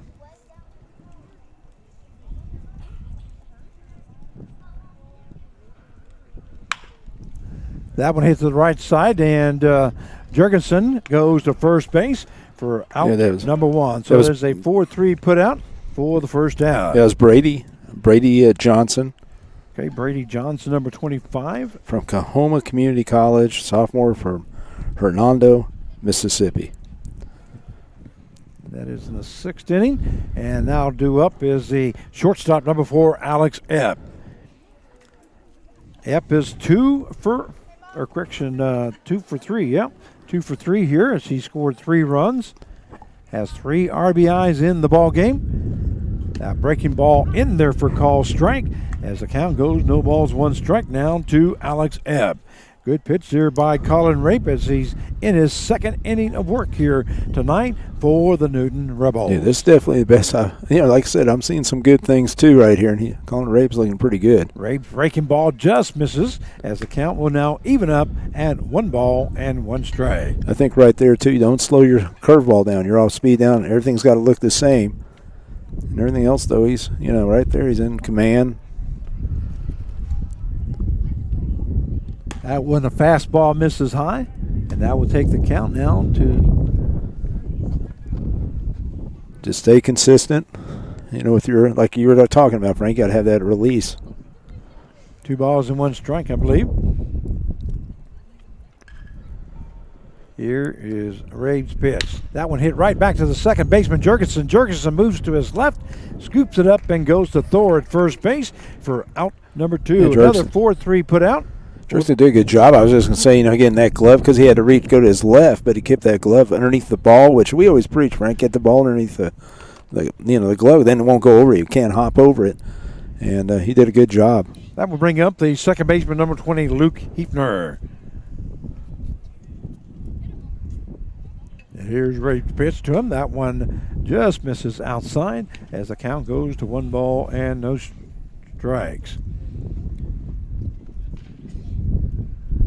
I'm going to count up the hits here for Cheney. Make sure I got them correct.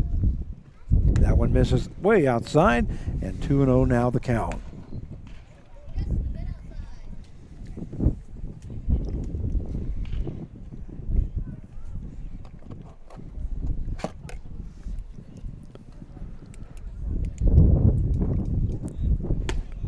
That one misses inside, so the count goes 3-0. So far, the Cheney Diamond Dogs have scored 20 runs on 15 hits and 1 error. And the Newton Rebels have scored 2 runs on 3 hits and 1 error. That one in there for call, strike one. So 3 balls, 1 strike now to Luke Hefner, as there is 2 down now here in the top half of the 6th inning. And here is Rabe's pitch. That one misses high for ball 4. So Luke Hefner will now be on at first base on a walk, and that will bring up the catcher. And I'm not sure if it's still number 30 or not. It should be Griffin Larson. It is number 30. I do want to point out that Ryland Walliford, I know, like I said, we just found out his parents watch every game, and but he's out there at shortstop right now, coming in for Brotman. Okay, Walliford now playing short. I cannot tell about all the defense in the outfield, but Well, I it think looks like Barnes is still at center field. I'm not sure. Eli in left still, I think. Yeah, Eli's in left, and Wingett yeah, still at right, yeah. right field. He just turned around for us so we see his number right that time. Count is 1 ball, no strikes now to Larson. And here's the pitch. That one misses low for ball 2. We have Hefner on at first base as he just reached on a walk, but we do have 2 down here in the top half of the 6th inning. That one lifted to the shortstop. Walliford's hit his glove and it just pops out. So that's going to be an error on Walliford. Yeah, he's just thinking more about that double play right there. Kind of hurried. Hey, forgot the ball down there. But, you know, in this kind of game, things will happen like this. So that is the 2nd error of the ball game for the Newton Rebels. Now we have runners on at first and second, and we'll bring up the center fielder, number 22, Campbell Sullivan. I think actually he's playing second base, but I think Pat Hahn has made some changes defensively, but not a lot offensively, has he? I mean, he's been in Brady Johnson in the game for Enzo, and here's the pitch. That one misses low for ball 2. So 2-0 now the count. Like see Colin right here finish up. You know, I mean, I don't know if he's got anybody else ready to go, but I mean, I like how he's keeping the score down, definitely. Well, we got 2 balls, no strikes now to Sullivan, and 2 outs. That one misses high for ball 3. And Rabe looking over to the dugout. He may want some help. I'm not sure. Yeah, I'm not sure either. Because that's one thing I always say. pitchers know when they're on and when they're not. That one lifted foul, and I've seen more 3-0 swings. I don't know. I was a coach that I don't know how many 3-0s I've ever gave kids, because I thought that you're going to pretty much get the same pitch, a 3-0, 3-1, usually, because the pitcher doesn't want to walk you. You have to be pretty good, but I don't know. I've seen a lot of 3-0 swings. Well, we've had 3 of them here tonight. Yeah. 2 by the Diamond Dogs and 1 by Newton, and that one lifted into left field, or foul, I should say. Just foul. I hope that didn't hit my vehicle. And again, that's just different philosophies and all that. And when I coach, I want the kids to be disciplined. I didn't want it free swinging and a 3-0 count. Be ready to take a walk, but you got to be a good hitter to take a strike. If you can't take a strike, Here's a pitch by Ray. There goes the runner's run. Ball hit foul once again, and the count stays full now at 3-2. Well, with the count being full at 3-2 and 2 down, base runners Hefner and Larson will be running again like they have been. It's not like somebody might look on camera. Why are they running? Well, yeah, but it's the count. That one is fouled off there by Sullivan. It is a full count. That's why I mentioned it. Yeah, no, I'm glad you did, because I think, somebody saw that. Wait, what's going on? 20-2, and you're running. And believe me, Coach Hahn, he's not running it up. I mean, he's just been playing baseball, and we just have to be better. That's the bottom line.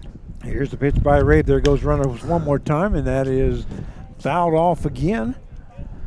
And as a college coach, I've coached a lot of games, and it's I've been on both sides of it, and you never want to run it up because you got to play these guys again, especially in our situation. But even if this was the last game of the year, they'll remember the next year. Oh yeah, that's for sure. Here's the pitch there by Rabe. Once again, there goes the runner. That one is lifted into left field. Is that going to stay fair? And it does stay fair, and that is a 3-run home run by Campbell Sullivan.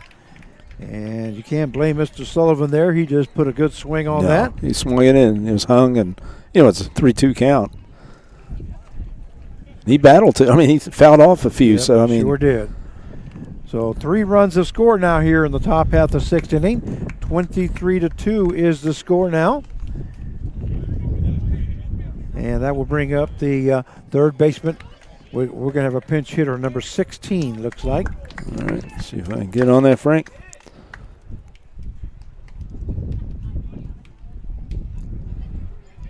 Number 16 is Mason King. Mason King now up at the plate for Cheney Diamond Dogs. Righty, 5'10", 170 from Merced College, Turlock, California. And he is a freshman. So Mason King now comes in here in the 6th inning. First pitch is called strike 1.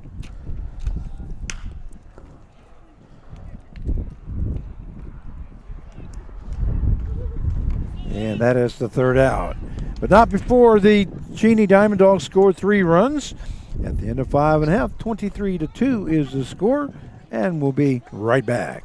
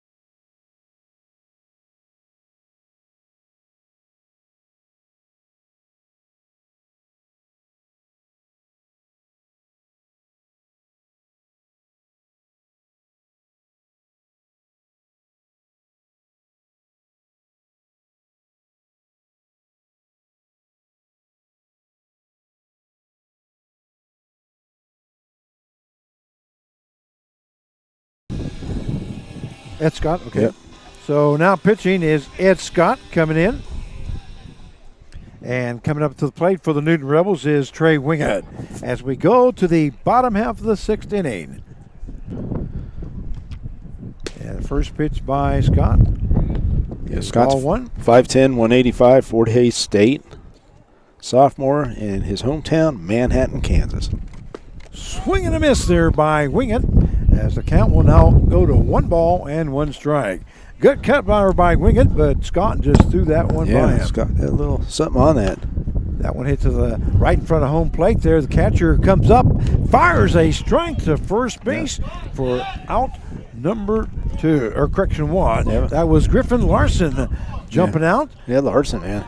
And That's a good play. that is a good play because Wingett's got some wheels. And that will bring up the third baseman, number 2. That's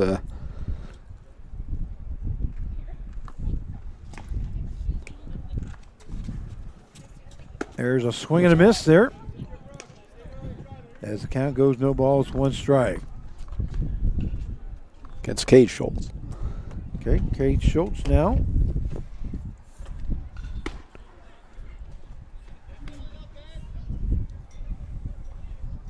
It's a quick 0-2 right there.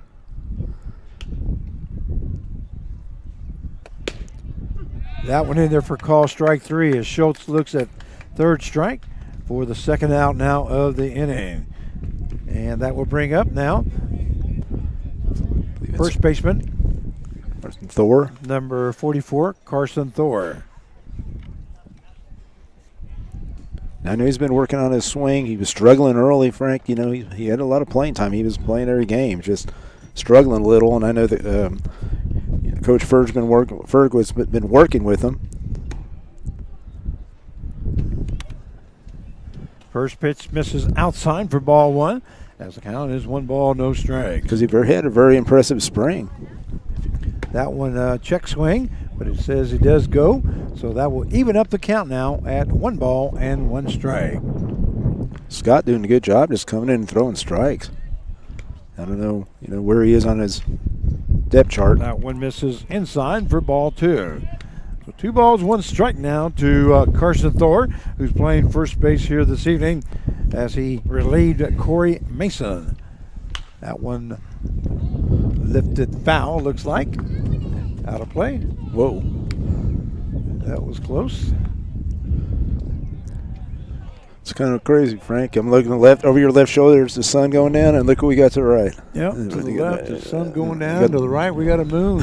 Almost looks like a full moon, but I don't think so yet. That one misses inside for ball 3. Scott was hopping over there. He thought he had it. Yep, that ball tailed in towards Thor and was inside for ball 3. So the count should be full now at 3-2, I believe. And here's the pitch. That one fouled off there by Thor. You know the thing about baseball, I remember playing double headers. We'd beat somebody pretty bad. Then they coming back and beat us the next game 3-2. Or something like that. You think, hey, we run ruled them. Nice. Ball hit to the right-hand side. There That's going to be a base hit by Carson Thor as he records his first hit of the ball game. And right there, he just went outside pitch, just took it right to right center. That's what you're supposed to do. So we have runner now on at first base, and that will bring up the center fielder, number 7, Justin Barnes.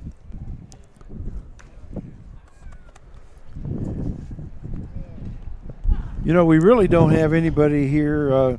Number 0, Eli Hickman, is the only one that's had a home run. For player of the game, what I would like to do, I don't know what this is here. Player of the game. Number 2? No, question mark. Oh, question that's mark. What Okay, that's why I didn't know what you're talking about there. Okay, I would say player of the game. What I would like to do is bring Hickman and also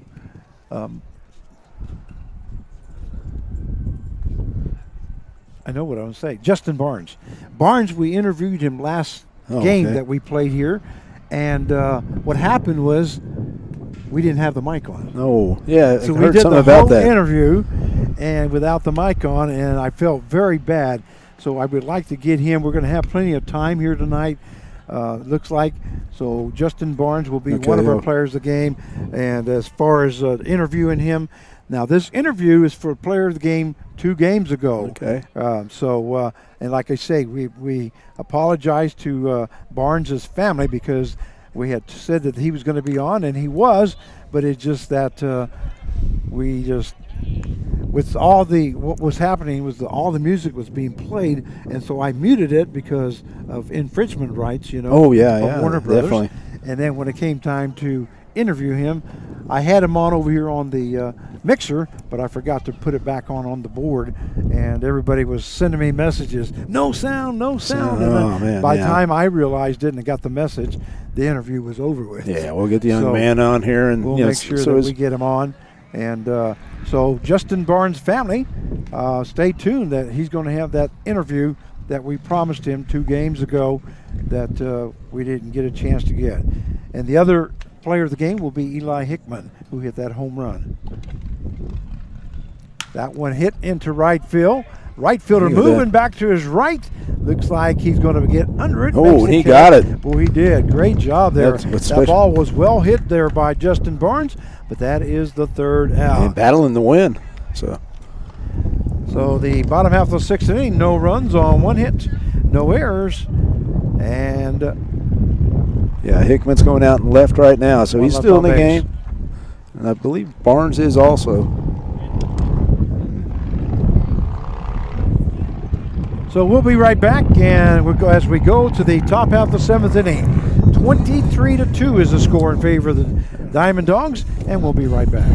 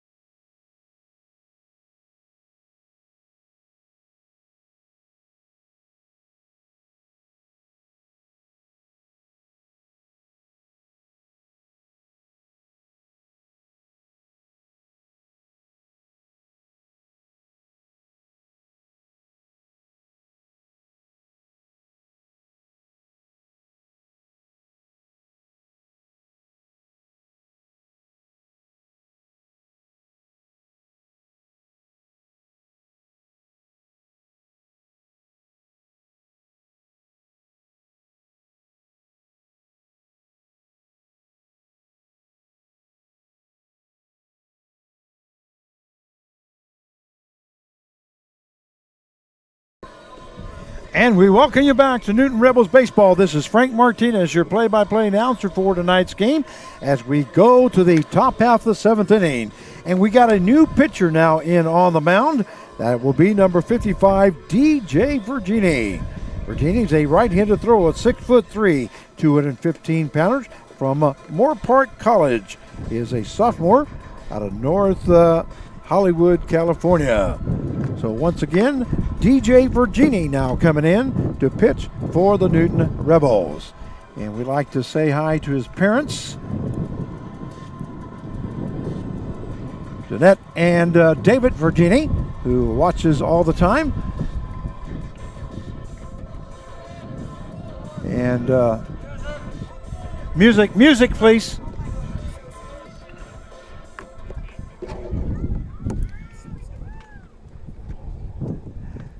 And that will bring up, let's see who we got here.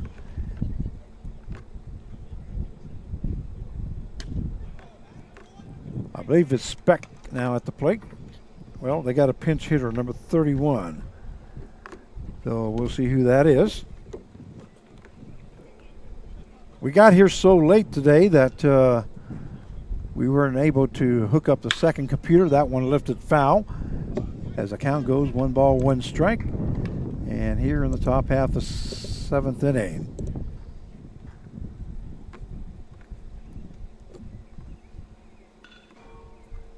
So actually we didn't even have the lineups by game time. We were just getting ready to get started. And the lineups came. And so we're don't have our computer that's got all our rosters on it. We apologize about that, but that's just the way it happens. Here's the pitch. That was a swing and a miss there. 31 goes down looking for out number 1. So we have 1 down now here in the top half of the 7th inning. And coming up at the bat now will be number 1.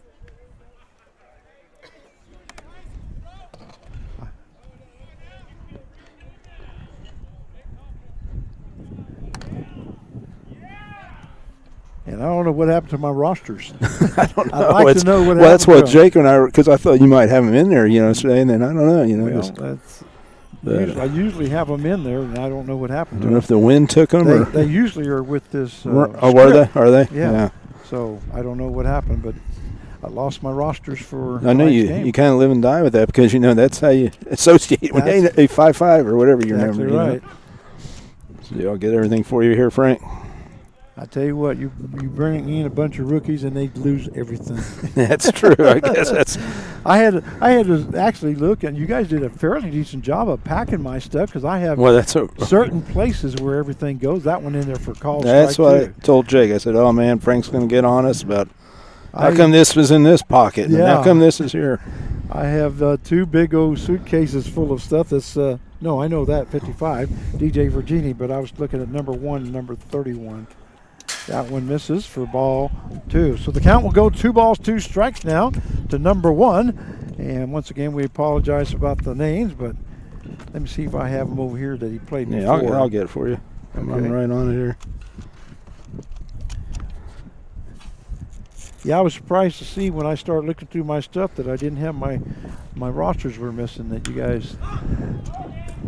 Yeah, it's a Trent Maloney still. Okay. Whoa. I boy. dropped it. Thor and Dozier almost ran into each other. That could have been nasty right there. Yeah, that but could have been very nasty. I think Dozier kind of. Yeah. And Maloney was the guy. Remember, he led off yesterday in the game, and Okay. and went 1 for 5 yesterday, So Maloney. or actually 2 for 5. So yeah, Maloney. He's from Merced College, Los Bancos, California. And then number 35 is up next after that. Okay, number 35 is that Brady Johnson. Swing and a miss there by Maloney as he goes down for look- out number 2. Yeah, looked pretty nasty right there. So great pitch there by DJ Virginie as he records his first strikeout of the ball game. And that's good to see right there because I think DJ he's got a lot of potential. I know he hasn't been showing us his best. Definitely, I know he's got a lot of upside. So Johnson now at the plate, and that one misses for ball 1. As that Stay in his rhythm. goes back to the dugout, or correction, the backstop.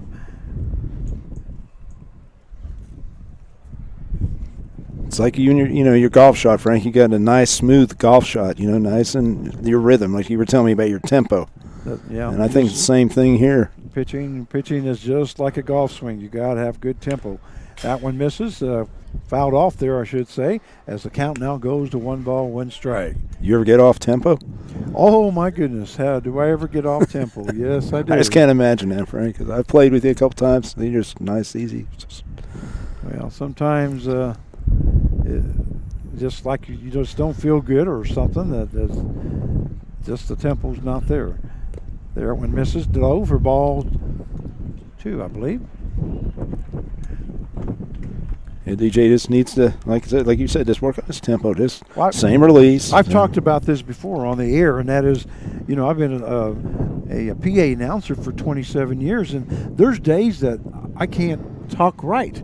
It doesn't matter what I do or what I Yeah. say, it just doesn't feel right. But there's days that you just feel like you're in a groove, and the music's going right on cue, and just everything's going right. There's a swing and a miss there by Johnson as the count evens up now at 2 balls and 2 strikes. That's like your disco days. When you had to do the DJ, sometimes you probably didn't feel the. the beat. Was yeah. that? How was that? Some days when you didn't feel, that was different because on the music you can feel the beat and you can get you going. Yeah, you can kind of get going, and then mixing the music, it was kind of easy. But that one misses low for ball 3. So that is a full count now. But no, the tempo part of it is very important for pitchers. That they have a lot of confidence, just like in golf swing. When you got good tempo, you got your confidence way up, right. And when it's not, there's a great pitch there by Virginie as he strikes out Johnson for out number 3. So the top half of the 7th inning for the Cheney Diamond Dogs. They scored no runs on no hits, no errors, and nobody left on base. And the Virginie family, you ought to be proud of DJ Yeah, there. it's- Great job coming in and striking out, I believe, he first two guys. I'm not sure what. Well, first guy and the did. thing is, he builds on that. He can build on that for the rest of the summer. Yeah, I'm sure it does. So we go to the bottom half of the 7th inning. 23-2 is the score, and we'll be right back.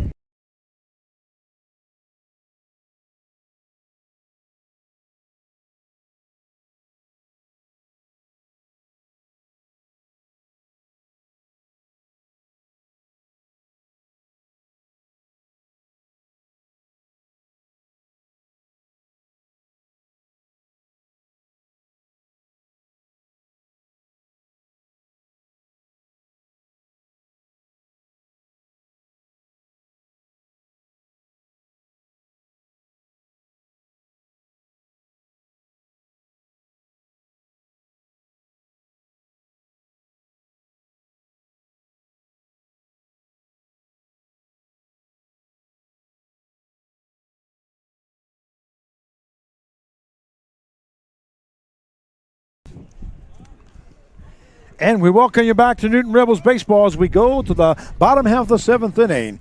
And we have a pinch hitter now for the Newton Rebels. It is number 12, Rocco Armini. Armini. Yeah, coming in. the big righty from Topanga, California, 6'4", 205, Park College, and he's finished his sophomore season. As the count goes 1-1 now to Armini. Is that tall, lanky? Here. Yeah, he got a little stronger this year. We haven't seen much as a hitter. So we are in the bottom half of the 7th inning. Count goes 2-1. 2 balls and 1 strike now. He's showing good patience right there, laying off those pitches right there that were balls. Well, Armini's a pitcher, but he's come in and pinch hit it quite a bit. Whoa. That one is going to be Armini. gone. That one's going Look, to be he throws a gone. bat, look. And Rocco Armini throws the bat up in the air, and that is a home run for Rocco Armini. Obviously, he must not do that a lot or something. Because, I mean, but yeah, he got the heck out of that, and he barreled it up. And I know he's been telling Coach Clark that he can hit the ball right there. He showed he can. You know, he got that high fastball, and he drove it out of here.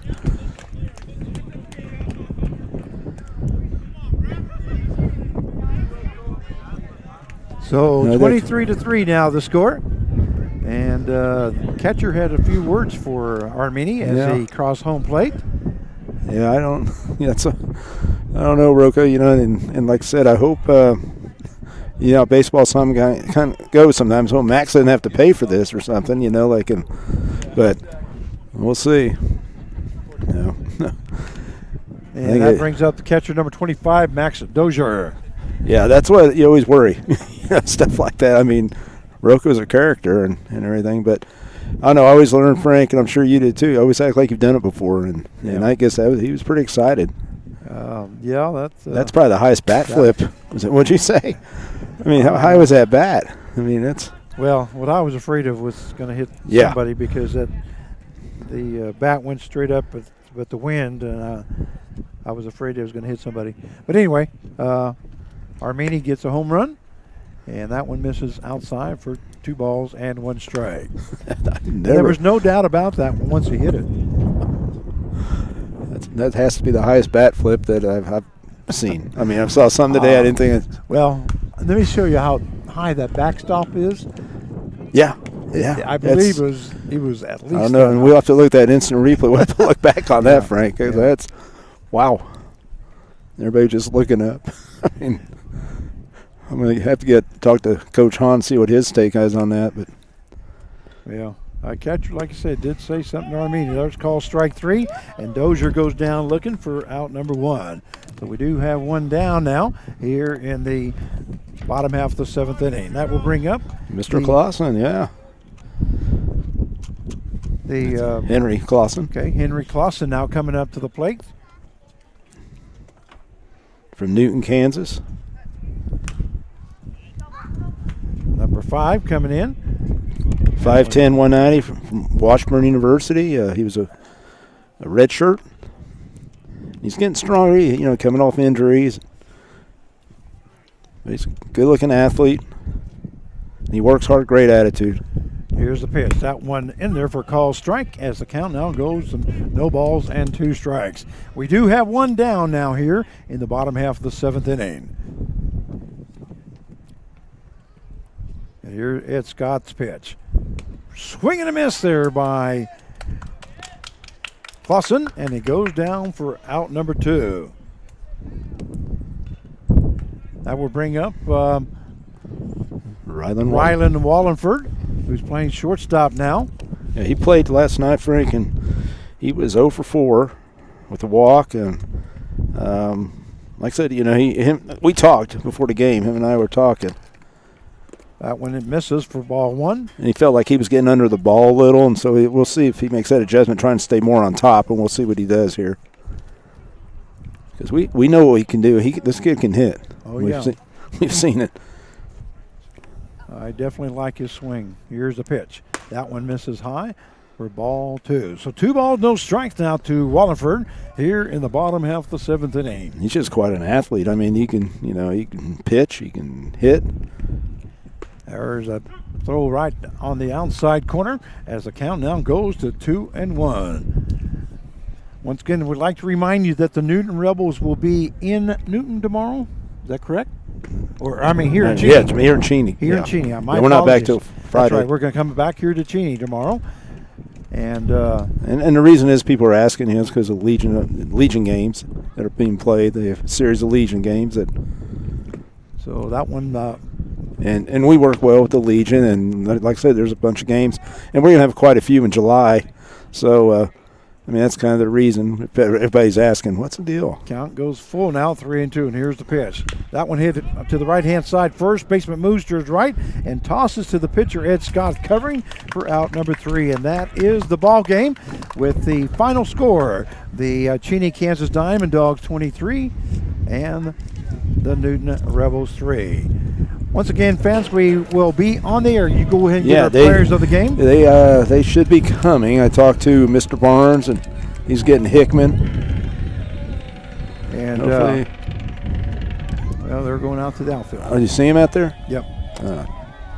So we need to get them. Okay. All right. So once again, the final score is the 23-3, and the Cheney Diamond Dogs brought out their bats here today and scored 5 runs in the first, 1 in the second, 1 in the third, 12 in the fourth, 1 in the fifth, 3 in the sixth, and to make it 23, Newton Rebels scored 1 in the first, 1 in the fifth, and 1 in the 7th inning. So our players of the game will be Eli Hickman, who hit a home run here tonight, and also the player of the game of 2 games ago is Justin Barnes, that we did an interview on, but unfortunately we were not able to hear him due to the fact that we didn't unmute the button. At the time, we had a lot of music going on, and we wanted to make sure we didn't get in trouble with Warner Brothers, so we muted it. And then when he came over, we muted it all, unmuted it on the mixer, but forgot to mute it on the program, and so we were not able to hear what he had to say. So.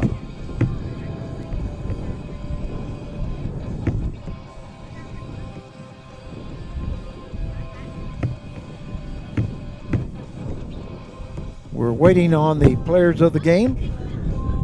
Once again, one is for this game here, which is Eli Hickman. And the other one, it will be Justin Barnes, who was the player of the game a couple games ago, but did not get a chance to hear him.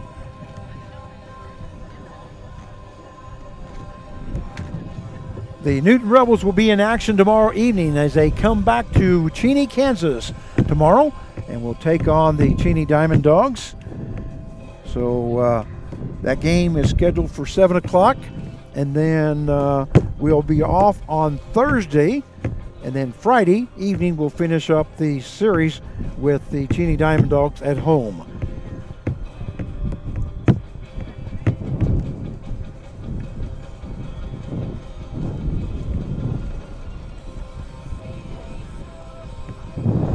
So we're just waiting on the players of the games to show up so we can interview them, and then we'll be off the air as soon as possible. Once again, I do appreciate the day off yesterday. Got a chance to go down to Marietta, Kansas, and play some golf for 2 days. And beautiful golf course down there.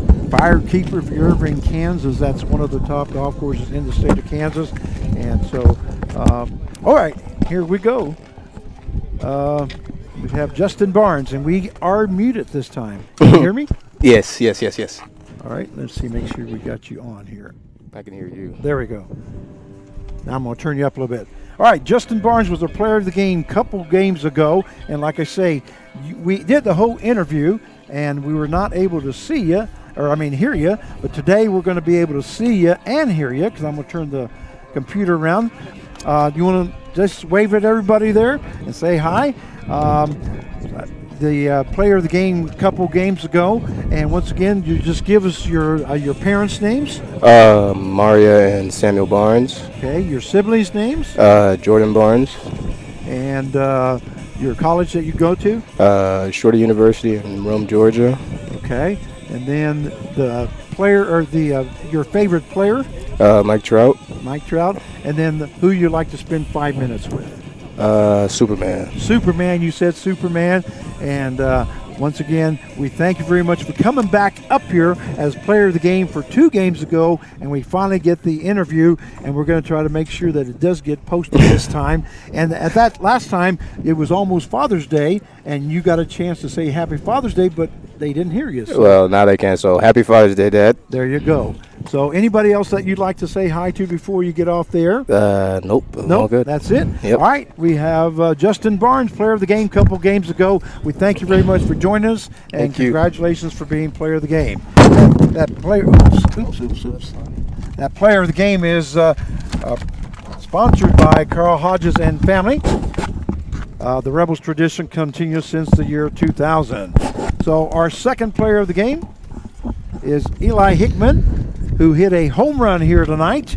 And Hickman, congratulations for being the player of the game, first of all. We had you fill out the sheet, so what we're going to have you do is basically tell us who your parents are. Yeah, my parents are Jody and Ken Hickman. Okay, and then your siblings are? Hunter and Riley. Hunter and Riley Hickman, and then the college that you go to. I go to Concordia University, Chicago. Okay, and then who you said your favorite player is? Dustin Pedroia. Okay, and the last thing is who it is that you would like to spend 5 minutes with. Olympic gold medalist in the 2012 London Games, Jordan Burroughs. Jordan Burroughs. All right, so Eli Hickman is our player of the game here tonight. And once again, we thank our sponsor, the Carl Hodges family. The Rebels tradition continues since the year 2000. And before you get off the air, Mr. Hickman, is there anybody else that you would like to say hi to, or just Just all my family back home. I said it last time, and I'm still miss them. Shout out to my mom and dad at the Cubs game tonight, so I hope they're having fun. Okay, good. I'm glad that they're at the Cubs game there. So Eli Hickman, our player of the game, congratulations. We'd like to thank all our sponsors, and they are the Colonel Tim Mahler family in honor of the Kansas National Guard. Your home team, always ready, always there. The sponsors of Team of Pate and Paul, attorneys at law, working for you. A sponsor, Ray Roofing, they have you covered. And sponsors Cobra Enterprise, Store and Stuff, and Realty Connections. Also sponsored by John Odom and family, proud friends of the Newton Rebels, and also the player of the game sponsor is Carl Hodges and family. The Rebels tradition continues since the year 2000. Also like to thank all our host families for doing what you do for us this year, and for our players. Don't forget, tomorrow evening at 7 o'clock, the Newton Rebels will be here in Cheney, Kansas, and will be the visiting team. And they are off on Thursday, and then be back in action at home on Friday evening at 7 o'clock. This is Frank Martinez, the voice for the Newton Rebels. Wish you a good evening, and we'll see you tomorrow night.